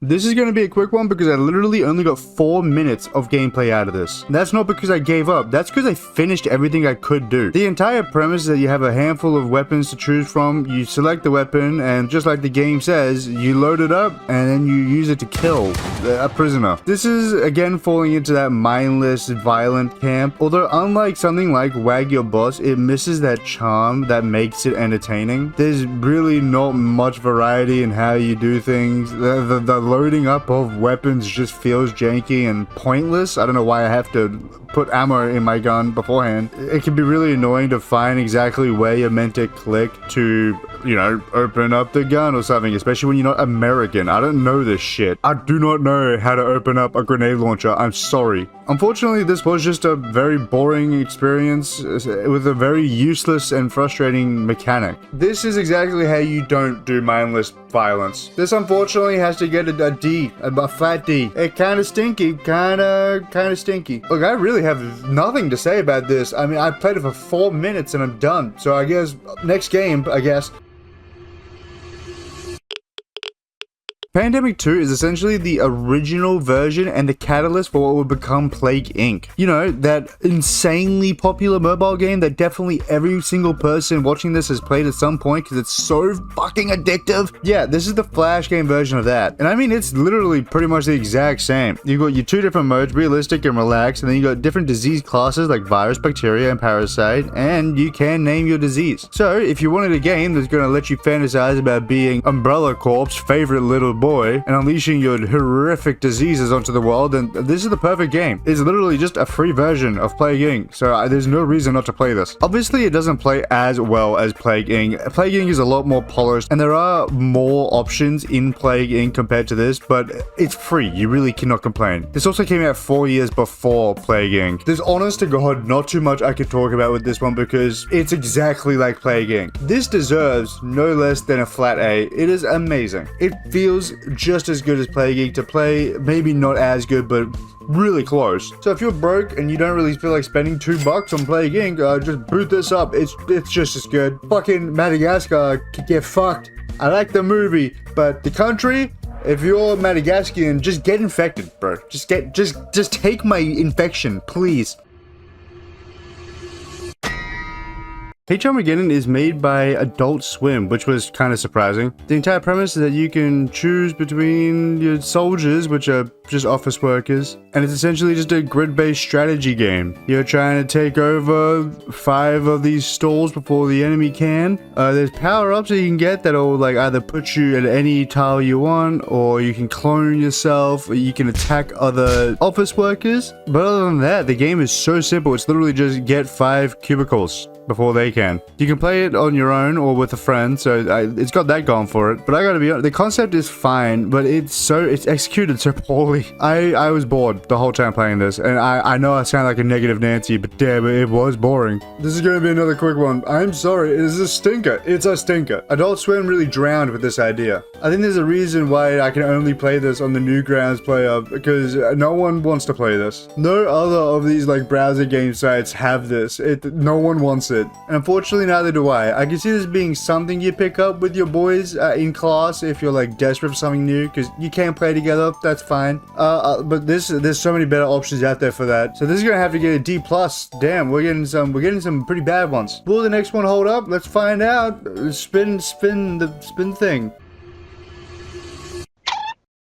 God's Playing Field is a simple 5-minute God Sim game. The entire point of this is essentially just killing these guys, whereas it be a stickman, a normal guy, a wizard, or a car, which then earns you money, which then you can go to the store and buy things like a scythe or a bowling ball or a lightning strike, pillar of fires, or a fucking nuke, and you use these things to kill them to get more money, and so on and so forth. It's a very simple, basic premise. It was entertaining for the 5 minutes that I got to play it. Once you get to the nuke, the game pretty much ends, and then you're left with a freestyle mode where the only change is you can change the background. I think this could curb your boredom pretty well. It's charming. It's got charm there. We always love ourselves a little bit of a God Sim, so it's going to get an easy C+. Fortunately, I think we got most of the bangers out of the way of the list, so we're going through the scraps right now. Not that this is bad. This is not bad at all. But there are better on the list, so let's try and roll those right now. This one actually puts a fun spin on the side-scroller shoot-'em-up format. Instead of just getting from one place to the other, you're actually looking for your daughter in the apocalypse before this fairy goes. You have 36 in-game hours to find her, and every time you die, you just lose 2 hours of time. This time does slowly just progressively dwindle as you play, which is terrifying, and you are pretty much just trying to jump from area to area on this map trying to find her without dying. You can find clues throughout your playing as to where she's been, where she definitely won't be, and as you play you just collect ammo and guns and health and everything, and it's a really good time. I love this game. Your weapons are actually pretty varied. You got a bunch of different guns like your SMGs, shotguns, and AKs, as well as a bunch of melee weapons like your electric guitars, garden shears, and katanas. There's a crouching feature, a ladder feature. There's honestly quite a bit to this game. You can also find different survivors in each area, and by saving them, you know, they'll follow you around until you leave to the next area. So that's, you know, it's a nice addition. Now, I never actually succeeded in finding my daughter because I was never very good at hide and seek, but I succeeded in having fun, and that's all that matters. Don't tell my wife. Jokes aside, this game is actually fucking great. I had a great time with it. There's plenty of content to do. There's enough variety that I feel like replaying it. It surprised me with how much there was to do and how much variety in weapons there were. It felt like every 5 minutes I was like, oh, I found everything, and then I'd come across a fucking baguette that I can use as a weapon. Yes, that's a real thing. For how expansive this is and how replayable it is and how much fun I had with it, this has to get an A+. Unfortunately, I couldn't see this being a powerhouse of Flash, but goddamn, it deserves it. That's it. Next game.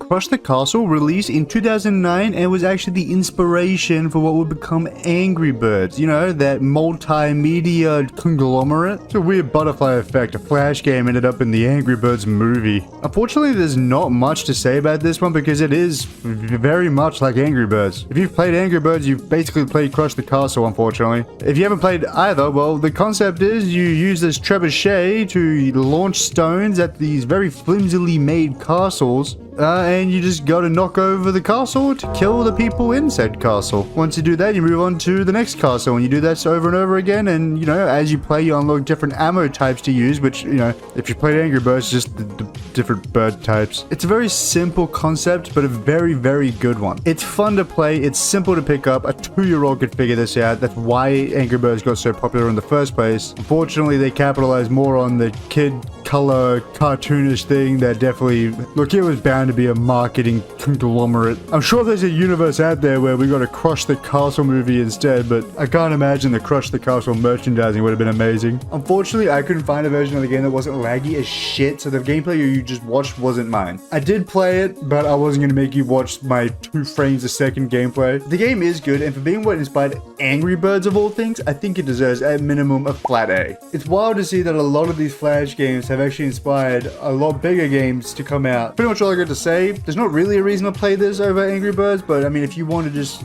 experience the history of it, go for it. If you can find a version that isn't laggy as shit, let me know. I couldn't. If you've watched even a single one of my Flash Games videos at this point, I'm sure you already know that I fucking love physics launching games. Oh my god. I don't know if I'd consider this one a physics launching game because there's no launching. You just take off. But I mean, it's got all the other essence of a physics launching game, so I'm just calling it one. You're never going to guess what Into Space is about. That's right, it's about getting into space. Whoa. You're just basically slowly upgrading your spaceship over time to try and get it into space. And you know, once you run out of fuel or you get broken by a lightning or a plane or some other shit, then you go to the upgrade menu and you can upgrade things like your fuel or your boosters and your ship shape, I guess. A whole bunch of shit to, like, you know, get yourself further and further. Compared to a lot of other physics launching games, however, this one's a lot more simple and bare bones. I mean, there's just less things in the sky. You do have fuel and money you can pick up, as well as planes and lightning, storm clouds, little boosters to make you go faster and whatnot, but other than that, there's nothing crazy. This game only really takes about an hour to fully beat, and that's if you're taking your time and just enjoying it. I'm biased as shit. This is my favorite genre, so I'm giving this a B-. It might not deserve that, but that's what it's getting. If you disagree, make your own video. I'm not gonna harp on too much about this. We've talked about physics launching games a billion times before. This is just another one. They're very popular in this era for good reason. It's a fantastic genre. I want them to bring it back.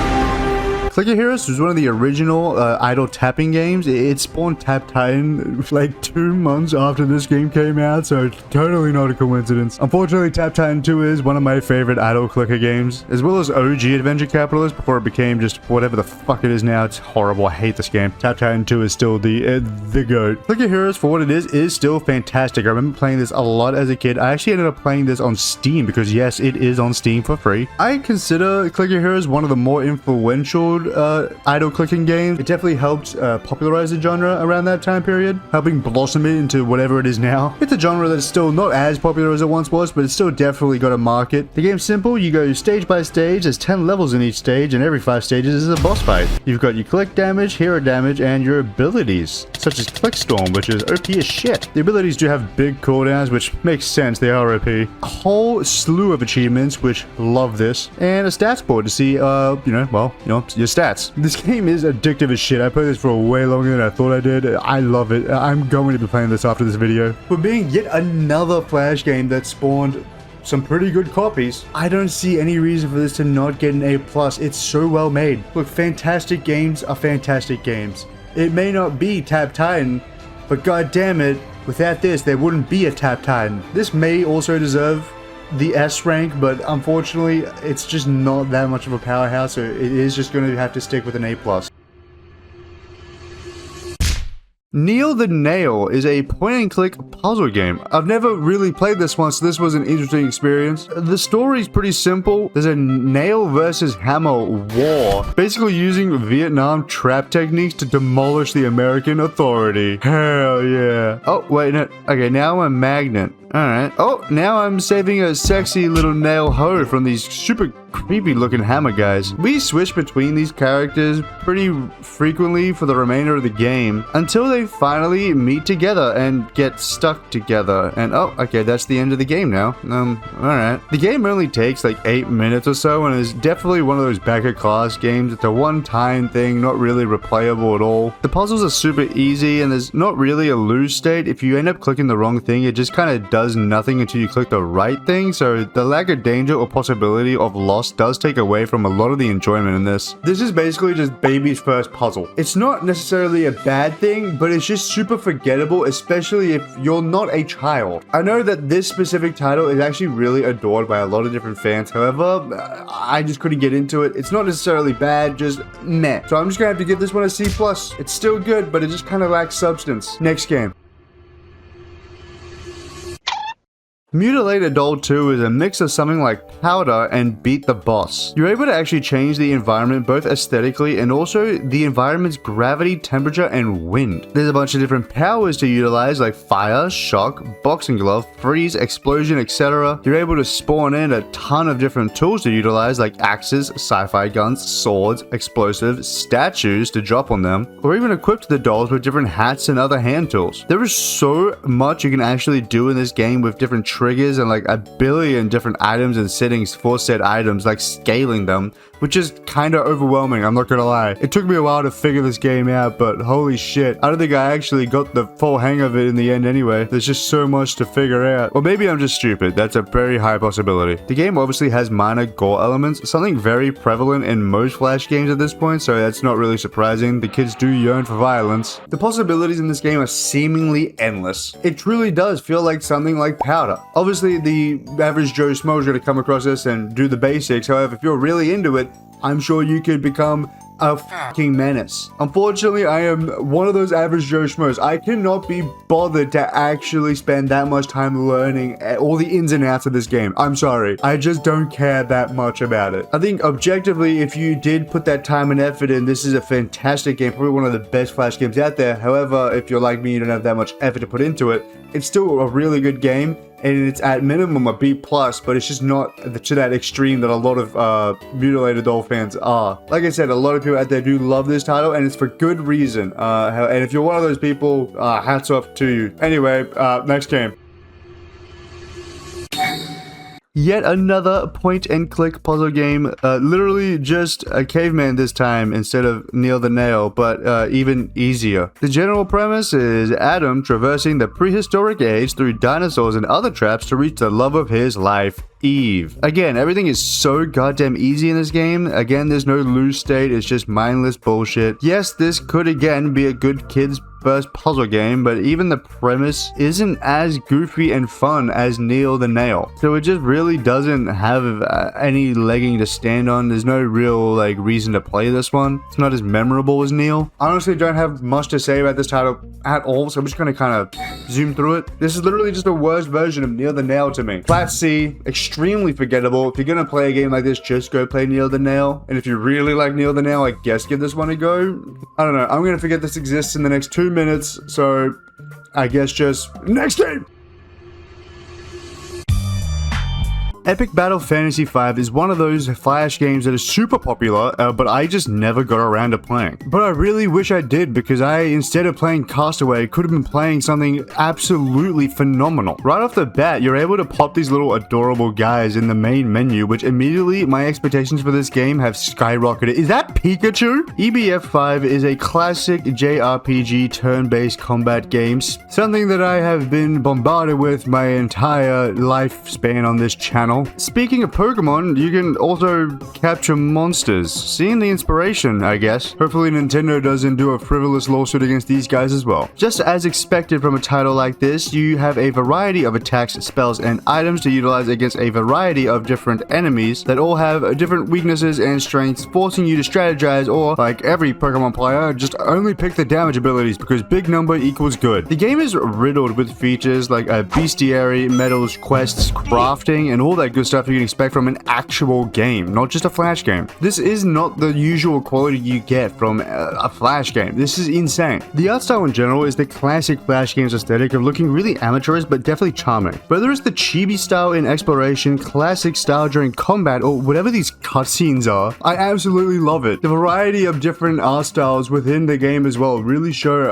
a level of care and passion that went into making this game. It does definitely have that classic raw XD humor that was super prevalent in the early 2010s. The fun kind of cringe humor, not that 2020 cringe. Holy shit, we never talk about that again. The game takes around 30 hours to complete, which for a Flash game is insane. That's just the main adventure. That's not if you're fucking around doing other stuff. This game is also available on Steam for 35 Australian dollars, which I'm pretty sure is about 25 USD. Look, the game's good, and I don't think it's nearly worth 35 bucks, but if this thing was a couple bucks off on Steam, I'd probably pick it up. There's clearly a level of insane care that went into making this product, so it's insane that they even gave this to us for free. The amount of content there is to do is insane, especially for the series. This is one of, if not the largest Flash game that I've gotten on this list, and the highest quality so far. It would be a disservice not only to Flash games, but also gaming in general if I didn't give this an S+.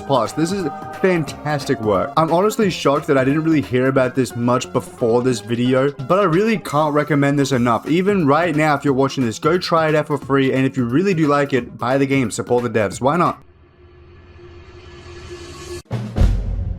I honestly have no clue what game genre I would categorize this, other than the most fucking hell yeah side-scrolling game of all damn time. Of course, a game this insane is Australian made, and when I say insane, I mean insane. Like the title suggests, you play a shark in Sydney, whoa, but you aren't just any shark, you're a shark with glasses, which gives you the ability to destroy boats, orcas, yachts, gliders, and even have mega strength to pull down helicopters, planes, and UFOs. I now understand why every foreigner is scared to come here. But that's not all, my dear viewers. No, no, no. You can eat horses, get a horse combo, Steve King Irwin pops up randomly if you're going ham enough. This game is a Caesar fest. It will blast your brain with 1,000 hell yeah moments all at once. I love it. This is the greatest game of all time for any ADHD riddled child. Dear parents, if Timmy is being a little piece of shit, put him in front of this game, he's gonna have a blast for about 5 minutes. It's pretty short. However, it is extremely replayable. I'm not sure there's actually much else you can do once you play it, but it's so fun that I can see myself playing this multiple times just purely for the insanity of it. The game just has such a level of unadulterated fun that is hard to find in games these days. For how much fun I had with this title, how unique it is, and how insane of a concept it is, I have to give it a minimum of A+. Look, I want to give this an S-, but I'm being slightly objective here. I feel like you guys would get mad if I did that. I have to have some integrity.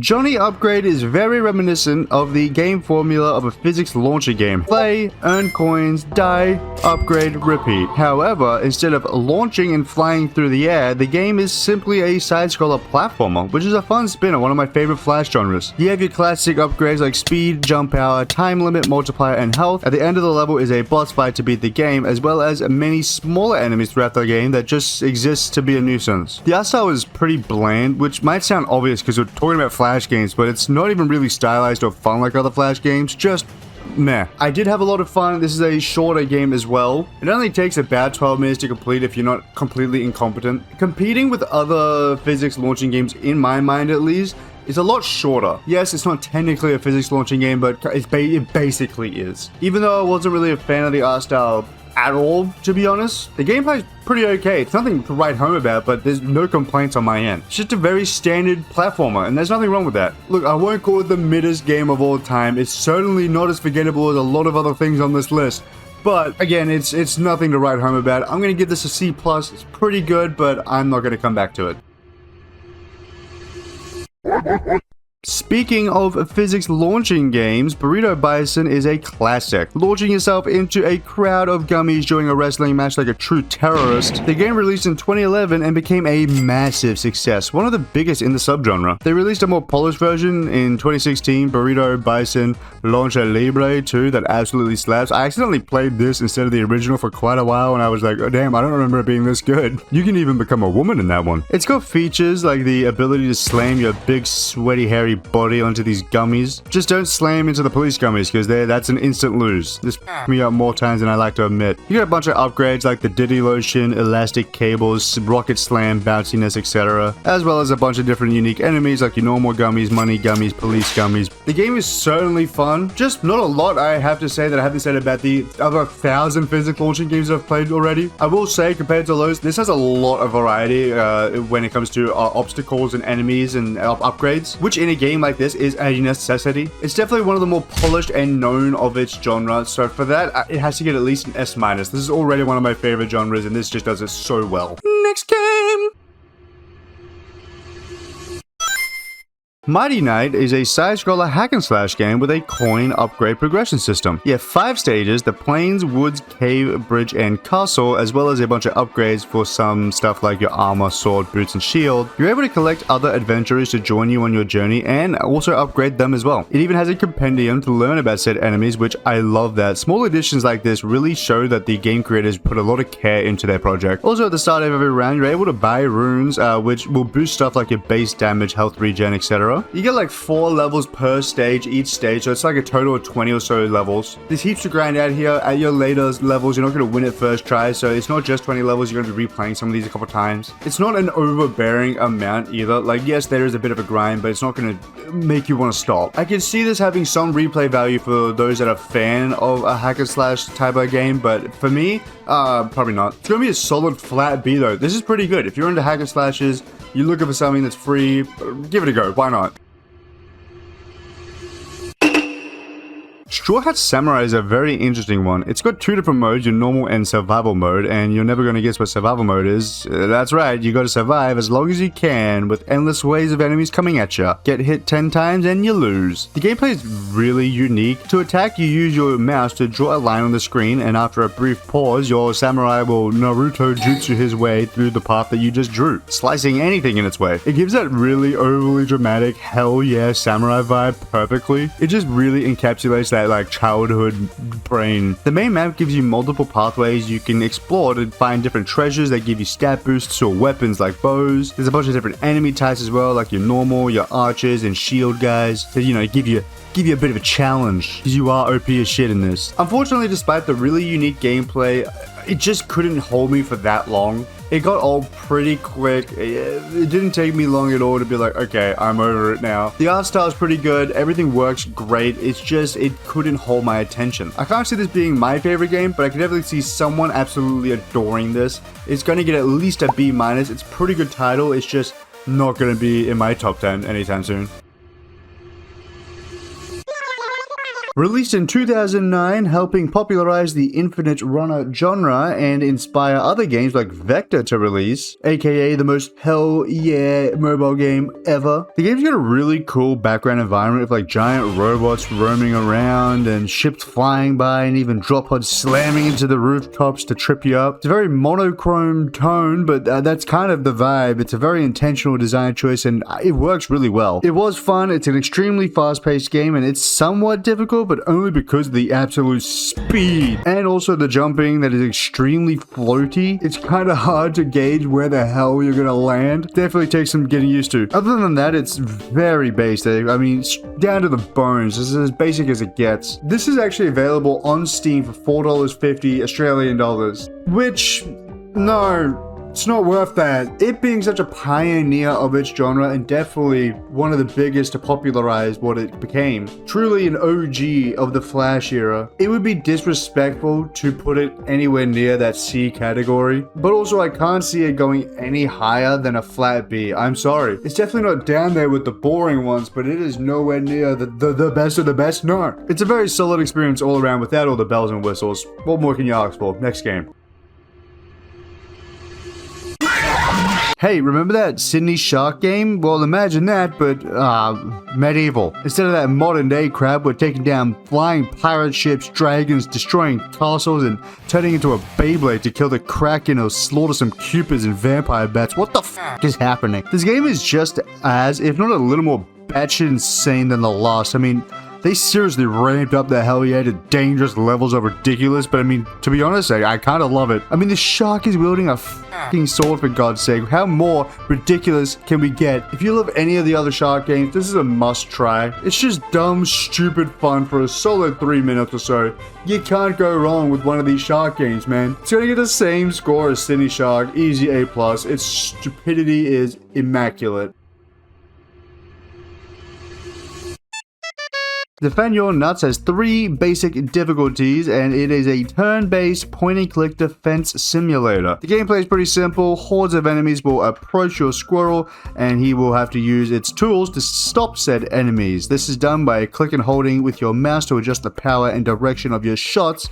Headshots doing extra damage, enemies dropping coins or ammo for you to pick up as well, to then use in the shop, where you can buy the bow, the shotgun, rifle, RPG, mines, or fences. You get a pretty decent variety of enemies too, like the skeleton bee, ogre, dragonflies, maybe even 10 million of them. If more than 3 enemies reach your nuts, you lose. And I'm not used to people actively wanting my nuts, so this was quite the experience for me. The gameplay is passable at best. It's nothing crazy, you're not gonna have your mind blown by this game. And that's mostly down to the animations being broken. No movement really occurs when I'm aiming, even when I have the laser sight, which is, well, that's a funky little error, isn't it? Speaking of errors, I don't know why, but my camera's just been going in and out of contrast randomly while I'm recording, so if you've noticed that, I'm sorry, but it's been pissing me off. I don't know why it's doing. The difficulty incline in this game is pretty steep, I'm not gonna lie. The second you hit like round 12, you're cooked, locked in. It's not like overly difficult. It is a Flash game, so a difficult Flash game is like, it's gonna be hard for a 14-year-old. Unless it's Clop. That game. The game's a lot shorter than others on this list, but it's still got a decent amount of content. It's not one of those 2 to 5 minute games. It's unfortunately also pretty repetitive, which is not a great combo. It's not bad, it's just kind of mediocre, so I'm gonna give this one a flat C. Getting quite a few of these this episode. Oh well, next game. Similarly to Earn to Die, the objective is to safely make it to the next garage. However, instead of running out of fuel and restarting, the obstacles are actual enemies destroying your vessels. Once destroyed, just like Earn to Die, you must upgrade your vessel's gun, Black Ops 2R's kill streak, or durability, or just upgrade the entire vessel. You can have 3 cars in your convoy to mix and match their abilities and whatnot. This is such a cool concept. I love it. Some Mad Max level shit. There's 5 different garages with a total of 15 different cars. The shooting and movement of the game is automatic, so there's not much brain power needed for this. There is a pretty decent variety of enemies in this one as well. You have your bikers, your trucks, jetpacks, helicopter, and a giant missile, excuse me? The game, despite being mostly automatic and played by itself, is actually so fun. The game loop in this is so addictive, I have no clue why. Even though it is so repetitive, which is usually a complaint of mine, I had a blast. This is a great time. The progress system is a shining light in this game. It feels like it's the glue that's holding this game together. See the contrast thing? I'm not crazy. I was constantly looking forward to unlocking the next thing and trying out the next vehicle, and then, you know, mix and matching them together. It was a really, really good time. It was exactly what I love from Earn the Die with a different twist on it, and that's exactly what I was looking for going into this game. This gets an easy A+. I'm not gonna lie, I went into this thinking it was just gonna be a shitty version of Earn the Die. It's not.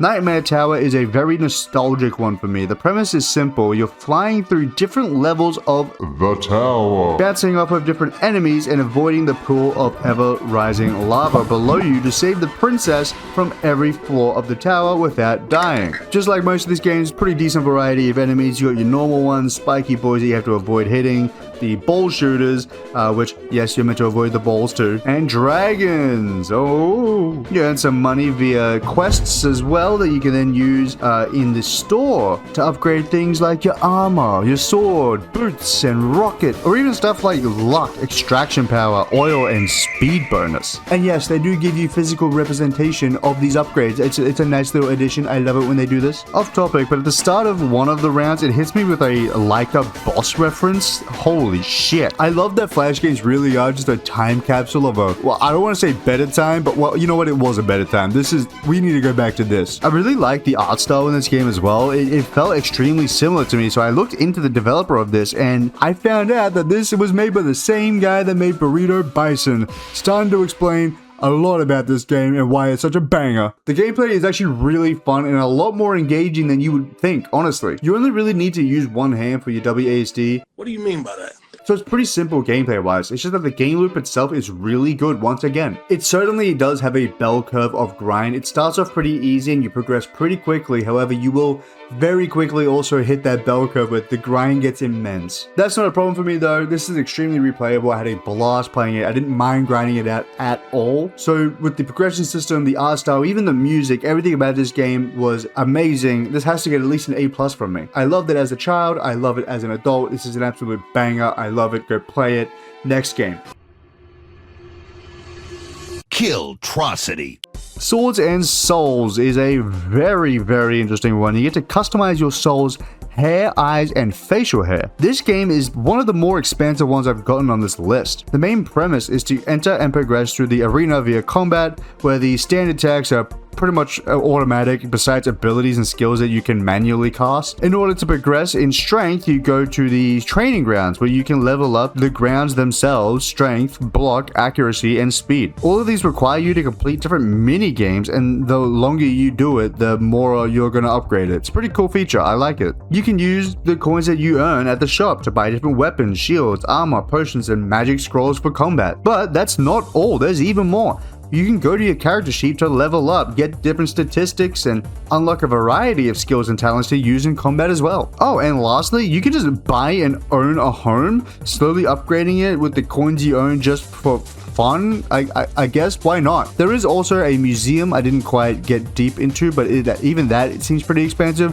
Why is there so much content in this game? I played this for the longest out of any of these games in this video, at least. I had an absolute blast. I had to actually stop myself from playing because I'm like, I have other things to do. I can't just get stuck in this. There is so much variety in what I can do, both gameplay wise and progression wise, that it's just, it will hook you. Something in this game is going to hook you. And for me, it was building up my skills. Because you can just do those mini games forever, essentially, and just keep leveling up that one skill, and you can break that character so quick. I'm going to be returning to this in the future, and honestly, everyone watching this should go give it a try. I'm not even, go try it. Some might call me overly generous, but honestly, this is getting a flat S. This is one of the better ones I've played in this entire series. It deserves all the praise that it's gotten, and possibly more. Next game.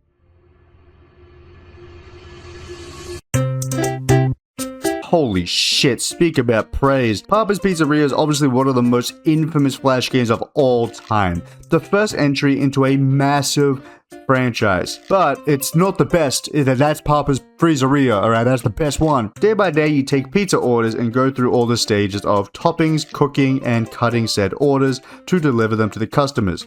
The more accurate you are, the higher percentage and the higher tips you get. Every day, you unlock more customers that demand different and new toppings, cook times, and cutting sequences. You use the tips you earn to buy stuff like heat lamps, timers, alarms, posters, and other decor. The roster of customers is actually massive, and they're all unique. They all have different orders. I don't have to explain this game too much. Everyone knows this shit. However, not everyone might know that there is a cheat code that you can like, if you name yourself this specific thing. I'll put it on screen right now because I can't remember it right this second. But it basically just takes you right to day 99 with almost all the characters unlocked, which is a nice little cheat code if you just want to try that. I'm not going to spend forever glazing this game.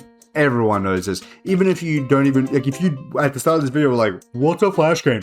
You've played Papa's Pizzeria. Don't lie to me. And if you haven't, that's racist. I don't know how, but it's racist. It is so influential to the Flash game scene just in general that it kind of transcended Flash games and it just became one of the biggest games, full stop. This is going to get an extremely predictable S+.